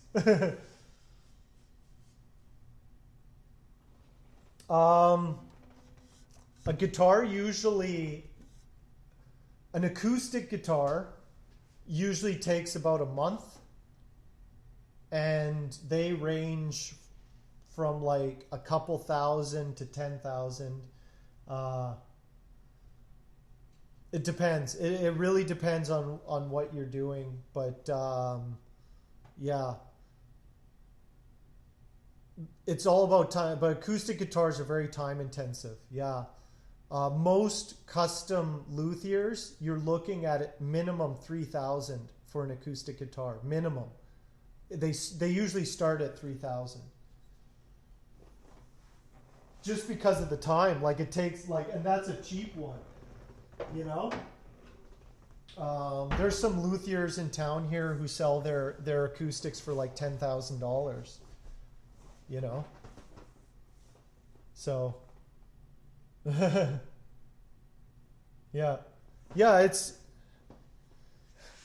it's nice to have good materials, though. I'm not knocking having good materials. Like, good materials are expensive, and when you get to that point where you can buy those nice materials, it's really nice. Oh, John Robinson's here again. Hey, John Robinson, how are you doing tonight?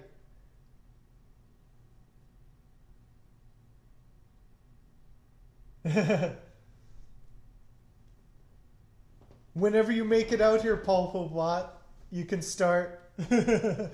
We'll train you to be a luthier. A luthier. What do you want built? What do you want build, Popobot? If you were to build a guitar, what kind of guitar would you make? And this question goes to everyone. Everyone, if you were going to build a guitar, what kind of guitar would you build? What about you, John Robinson? Are you into guitars at all?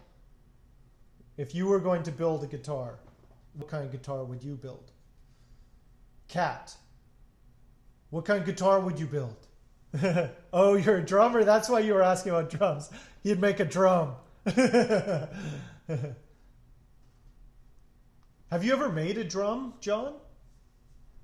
Electrics? Nice, yeah. Electrics are a good one. Do you know what kind of wood you would use?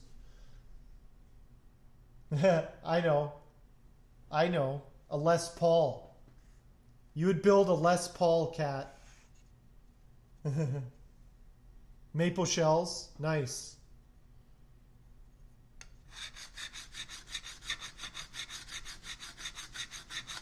Yeah, that's something I've actually never looked into building drums. I've actually never looked into that.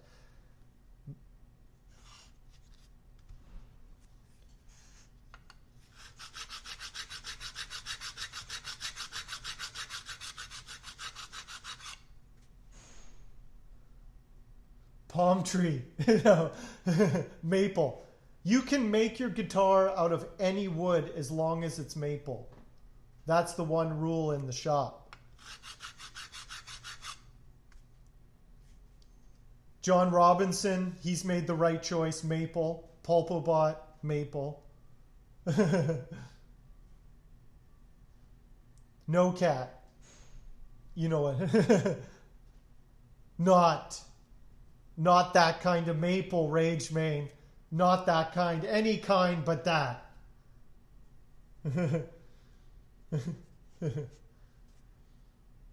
Yeah. It is nice to have access to that. Actually, Ash makes very good electric guitar bodies. A lot of electric guitars are made with ash. Palm's amazing, but not for guitars. There is, I'm not going to lie, there's tons and tons of wood out here. We are rich in wood. In luthier woods.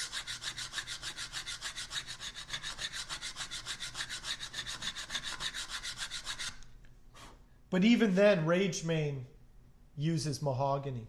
He has all the wood in the world, and he spits on it and orders mahogany to make his guitars. He doesn't care about, or maybe he does care about the forest. He doesn't care about maple, though. Oh, you died. You can't do both, Cat.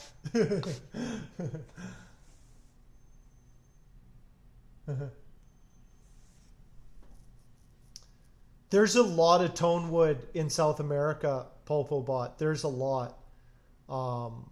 Spanish cedar.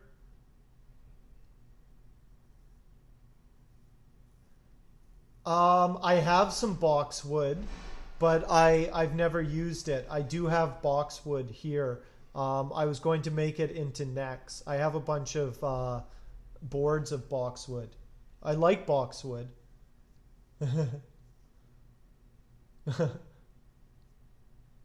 Yeah, boxwood burl is beautiful. Yeah, it's really, really white. Isn't it? It is white. Sometimes there's like red streaks in it. The boxwood burl, is it the boxwood burl that has like kind of the reddish brown streaks in it? Looks crazy.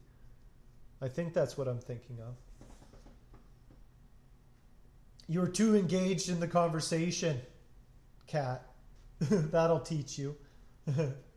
I have some. I have some boxwood here. I don't have really figured boxwood, but let me see.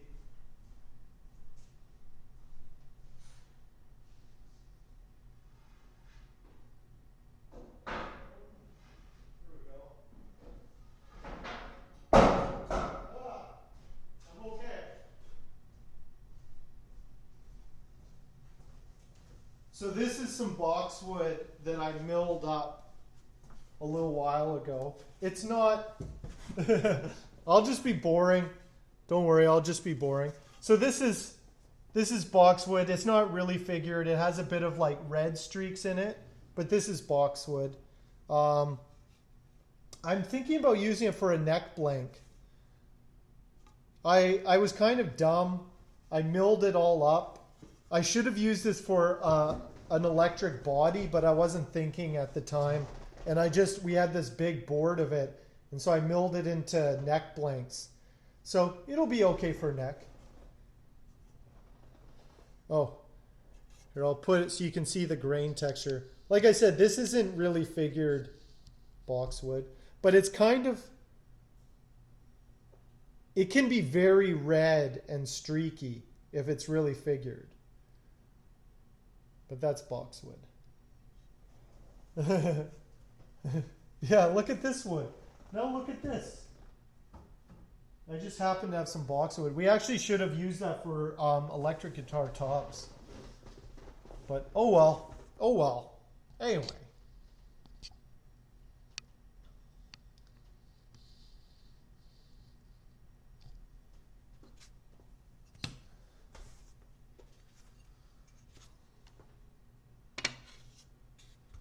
There's a lot of really good wood in South America, Central America. Cocobolo is more of a Central American. I think Spanish cedar is from like South America. Even though it's called Spanish cedar, it's a really nice wood. I really like Spanish cedar. A lot of the flamenco guitars are made out of Spanish cedar. What are some other Brazilian rosewood? What else? What else is another South American wood? I'm trying to think of things that might be native to like Colombia, but I can't think of at the moment.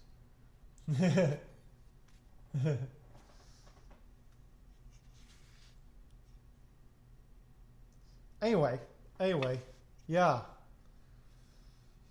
Though, like I said, I've said I'm trying to use more local woods.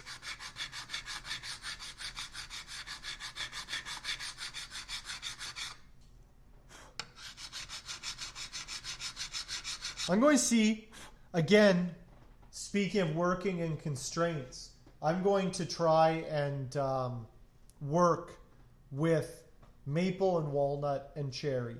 Those are woods that I get locally here. They're very nice woods.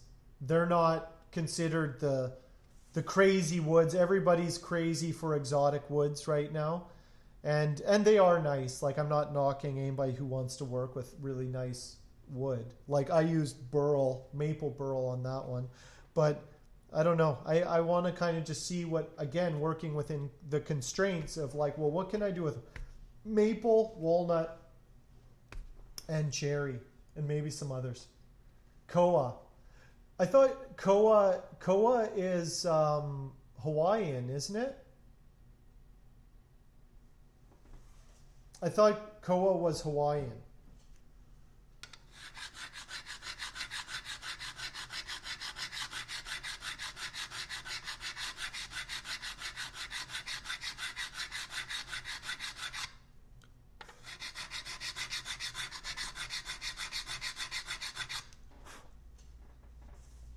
Because that's what a lot of the ukuleles are made out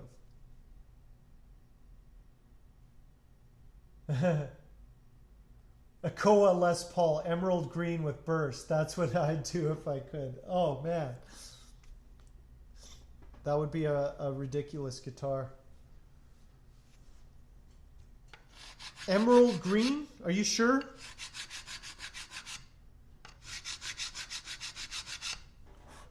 Koa would be a good body wood. I think I have some Koa here. Or did we use it? Do I have any Koa? I thought Will had a Koa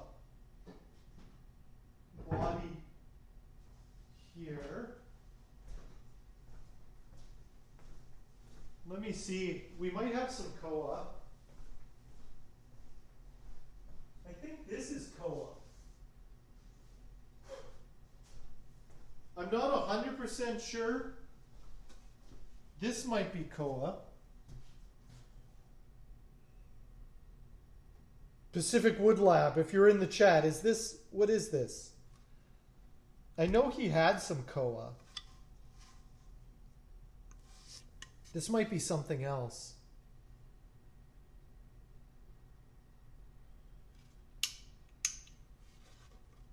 This is very light. This is one of Will's bodies. Yeah, it's very light. Koa is very good. It's very light. Looks nice. Makes a good body wood.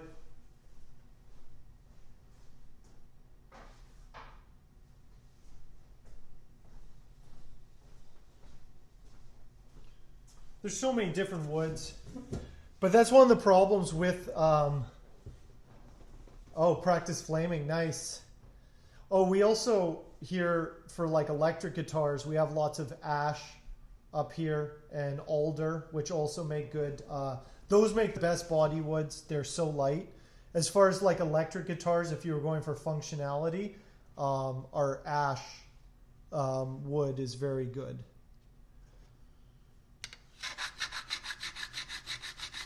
Last year we bought 2 giant boards. They were like 13 inches wide, 2 inches thick, and about 12 feet long. One of black walnut, one of ash. And it was, or was it alder? No, it was alder. We couldn't find any ash.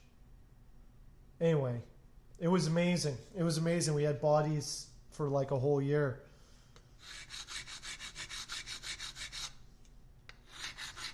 Though Will really likes swamp ash, which comes from, and I like swamp ash as well. Will just loves swamp ash. That comes from like around the bayou, like Louisiana and stuff.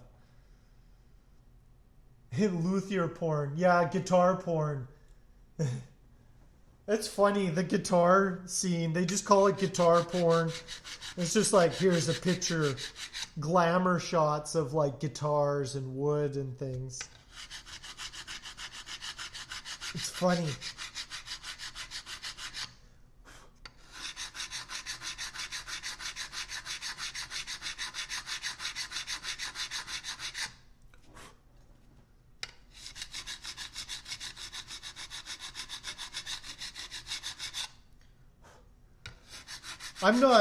I like guitars, but I don't like guitars that much.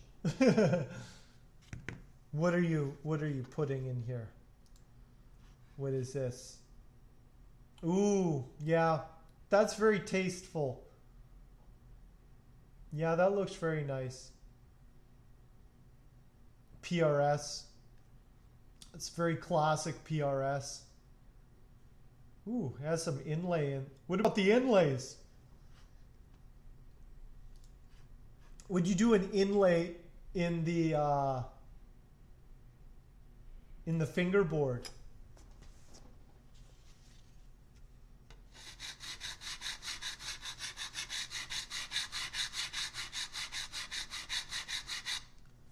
That's one thing I haven't done. I'll do crazy necks and backs, but I rarely do inlays. Actually, I never do inlays. I like to keep, that's the funny thing, I like to keep my fingerboards just clean. If I'm going to do something fancy, I'll do something fancy on the back or the head plate, but I'll leave the fingerboard just clean.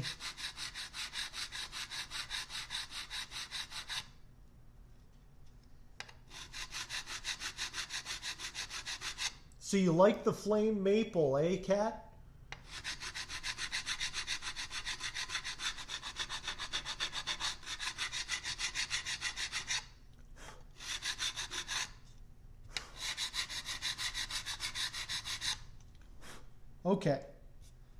Okay.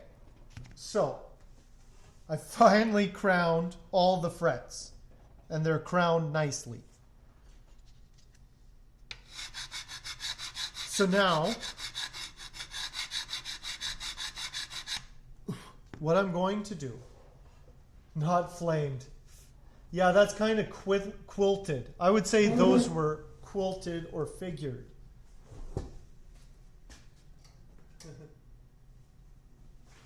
But we're not going to say what they are. What RageMain thinks they are. So, now I'm going to use this really nice Japanese file. This tiny file. See this little file here?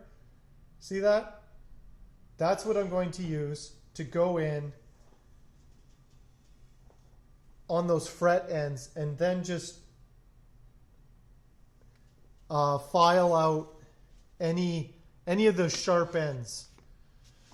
Anything that might just catch your finger. Like it has to be, your hand has to move smoothly up and down the fingerboard. So you just don't want any little bits sticking out.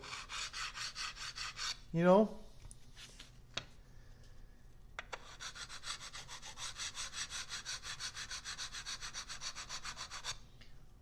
I want to just get all the little things.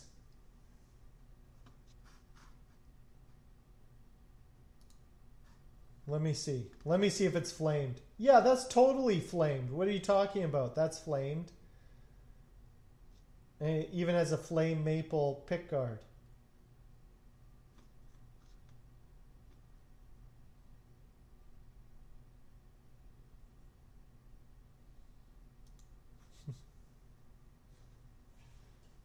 That's totally flamed. So that's your dream guitar, Cat?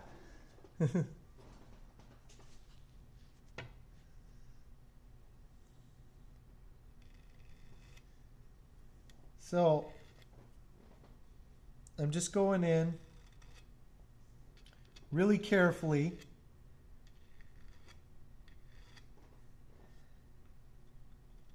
And getting under there.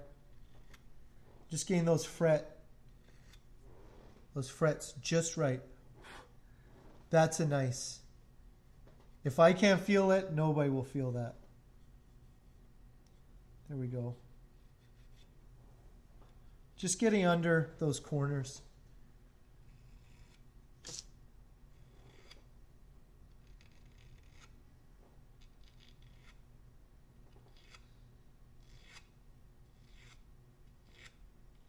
I was watching Jer2112. He was doing such nice fret work. And I was like, man, I got to step it up if that's what he's bringing to the table. Oh, thanks for following, Mr. Sandman537. How are you doing? I'm making a guitar, yeah. I'm just finishing up... I just finished up the... I'm just finishing up the frets right now. This is the neck for this maple Strat hollow body that I'm working on. And it's getting close to completion. It should be done later this week, maybe early next week, but that's it so far. Still needs quite a bit of work. All that. The bridge, I got a little, it's a hollow body, so it has, I did this little maple leaf sound hole there. I still have to do the tummy cut on the back right here, but pretty much everything I beveled it. It needs a good sand. The neck is very close to being oiled up.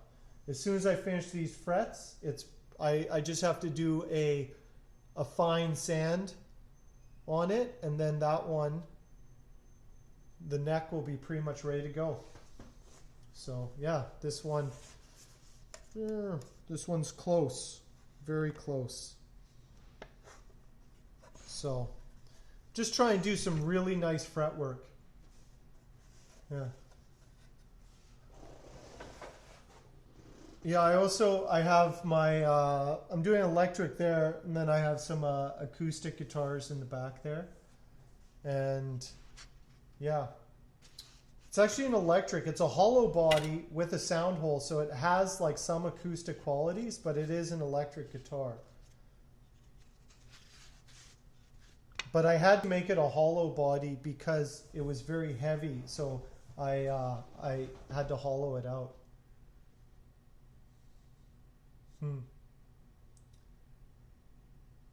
No, I'm just going to leave it. I like the natural wood. So when it gets oiled up, you'll see, I'll show you. This is burl, the texture on there.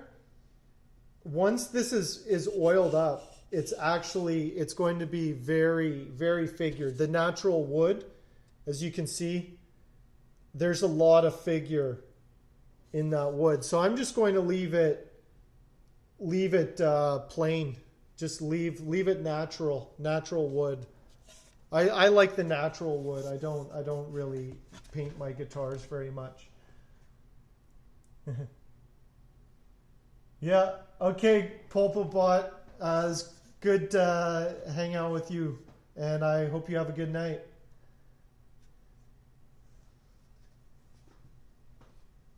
Anyway, the only time I ever paint my guitars, oh, he died again. The only time I paint my guitars is to cover up a mistake. So I like the natural look. I don't even dye them either. Like I don't like doing too crazy of colors. I like just the natural woods. I know some people like it's a style. I'm not knocking painted guitars. Like there's some really nice stuff with guitars, but that's just my style. I prefer natural stuff. Because in the end, that's what it is. Like when you build a custom guitar, that's all you're saying is, this is what I think a guitar should look like.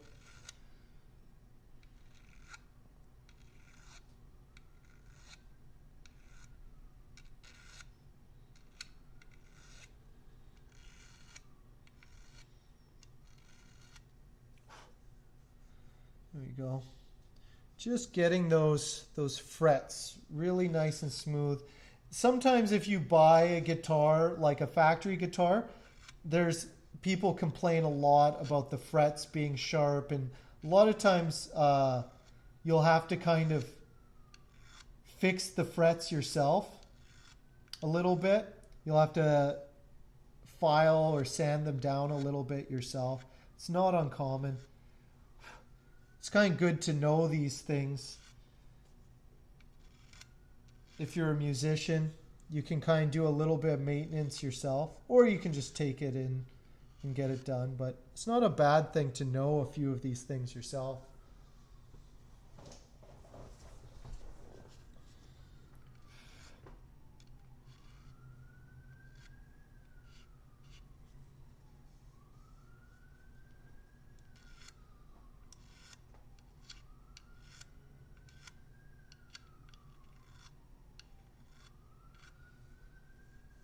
There we go.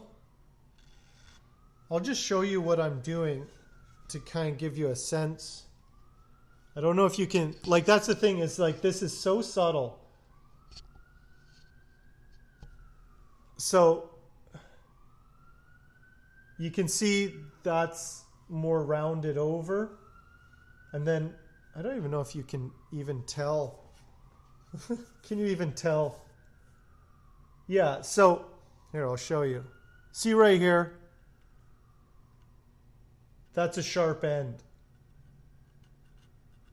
Because I just filed it down, right? And then over here, see, it's more rounded. So that in the same way,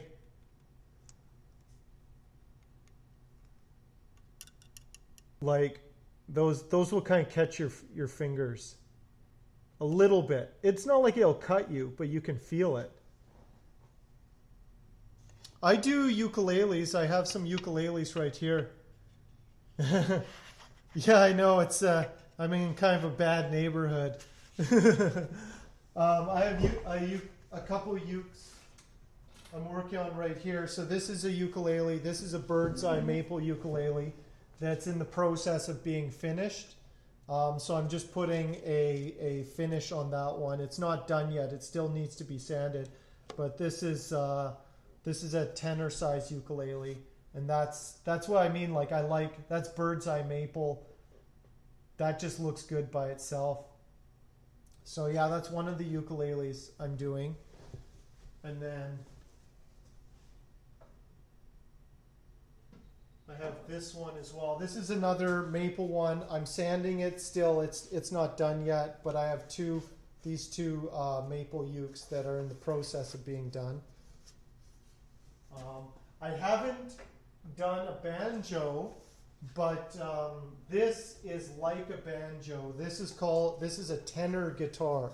So this is a 4-string guitar that's tuned like an Irish banjo. So it's like it's a smaller bodied guitar it'll have 4 strings. So that's as close as I've gotten to a banjo. That's as close. Though I was thinking about doing a Meredith wants to make a gourd banjo, the Irish banjo, exactly.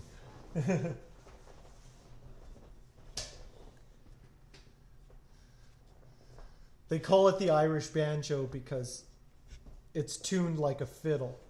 It has 4 strings and it's tuned like a fiddle. So you can play your Irish jigs on it.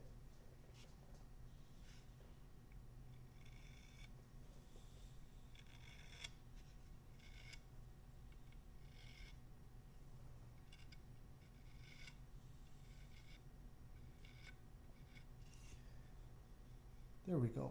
That was a good one. That was a good fret. Just have to do it 42 more times. I play a little bit I play ukulele and I play Irish banjo. I have an Irish banjo, but the tailpiece is broken right now. But I can play Irish banjo. That's why I'm making that tenor guitar, because it's like I can't play a guitar. I can build one, but I don't really know how to play a guitar, but I can play a tenor guitar. So I'm just going to build myself a tenor guitar. Do you play Sandman?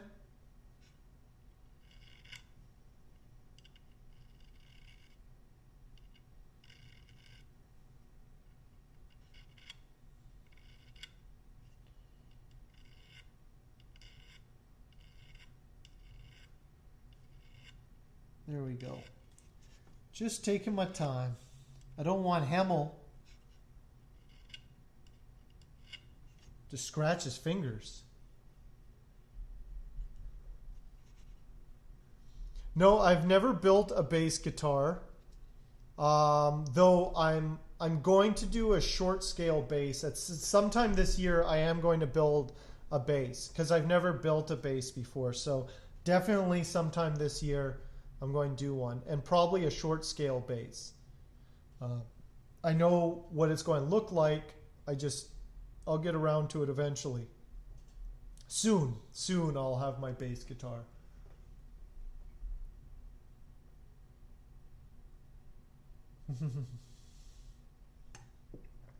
Yeah, I'm right on Hastings Street. Hastings Street is in East Van, is like the bad part of town. It's like East LA or Skid Row. It's the Skid Row of Vancouver. There's been stuff going on all week. Lots of things going down in this neighborhood, but don't worry, I'm safe. It's not actually a bad neighborhood, like a dangerous neighborhood. There's just a lot of problems with the people. But I've never felt this neighbor. But then again, I'm a 6 foot tall man. Like, nobody messes with me in this neighborhood. They just probably assume I'm a cop. Yeah. Skid Row all down the West Coast, every city has a Skid Row problems. Yeah.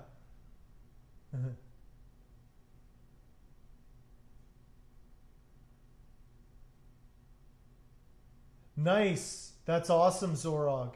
Um, we have a Steinberger in the shop right now, um, but it's just a six string. That would be a really nice bass for sure. I never really gave headless guitars much thought until I actually saw one. Like I've seen pictures of headless guitars, but then when I saw one, I got it, and I'm like, oh, these are actually really nice instruments. But I had to hold one.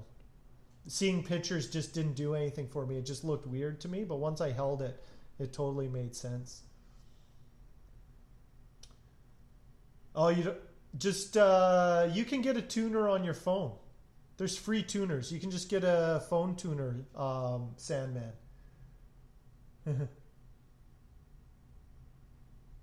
Yeah. Yeah, that's why I like a short scaled bass. Like is really nice. Just makes it easy to travel. It's light.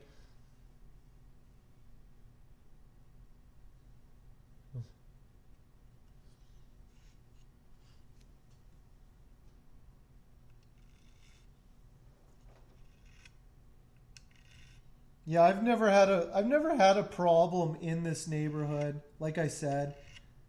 But then again, people are probably afraid of me when they see me walking around at night, and so they should.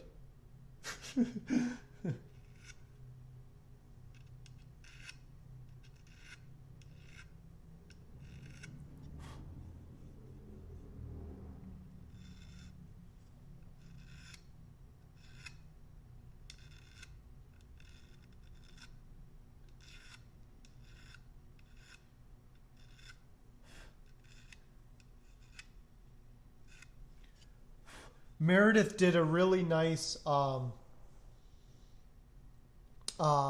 kind of a Mustang style body that I want to do a short scaled bass with it. I like carving necks. I really like carving necks, Zorog. That's kind of my main thing. Carving a nice neck. I enjoy that.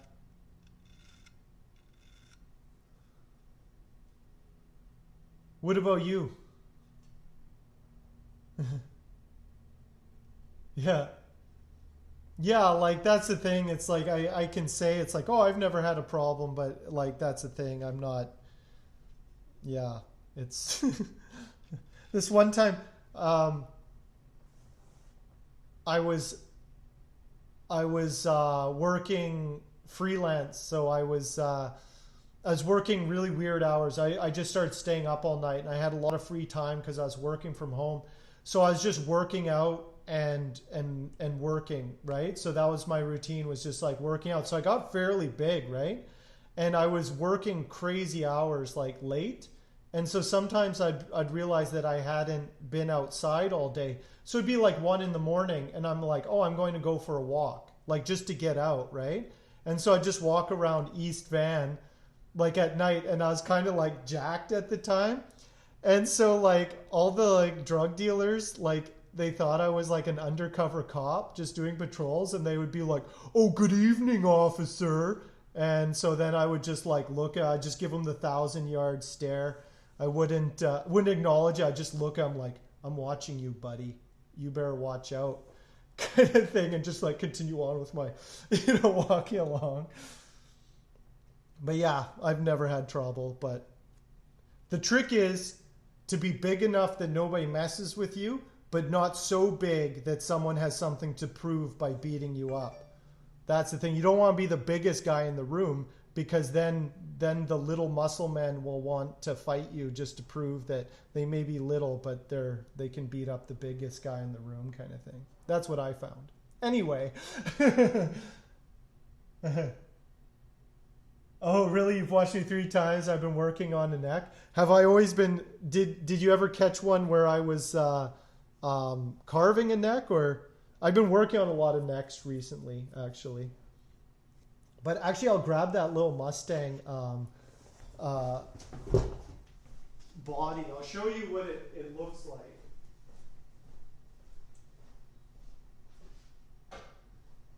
It's not exactly a Mustang. This was designed by Meredith Coloma, and I just really like this shape. It's nice and small, and anyway, I think this one would be a really nice short scale base. I just really like the shape. It's very thin, and it's not very big, and it's just like, it's super light.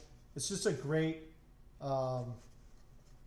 shape, great size. I think this would just make a really nice short scale. Anything, like a short scale 6-string too. The first time I was carving a neck, yeah.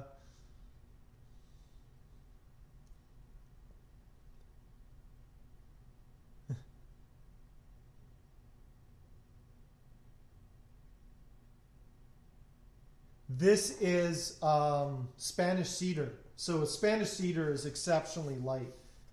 This looks really good when it's oiled up. It's not finished yet, but man, I just love that shape. Meredith is such a good designer. I really like that shape. I've been hassling her for a while. I was like, make a prototype of that shape. And now I'm going to take it. Now that she made the shape, I'm going to use it and make a short scale base.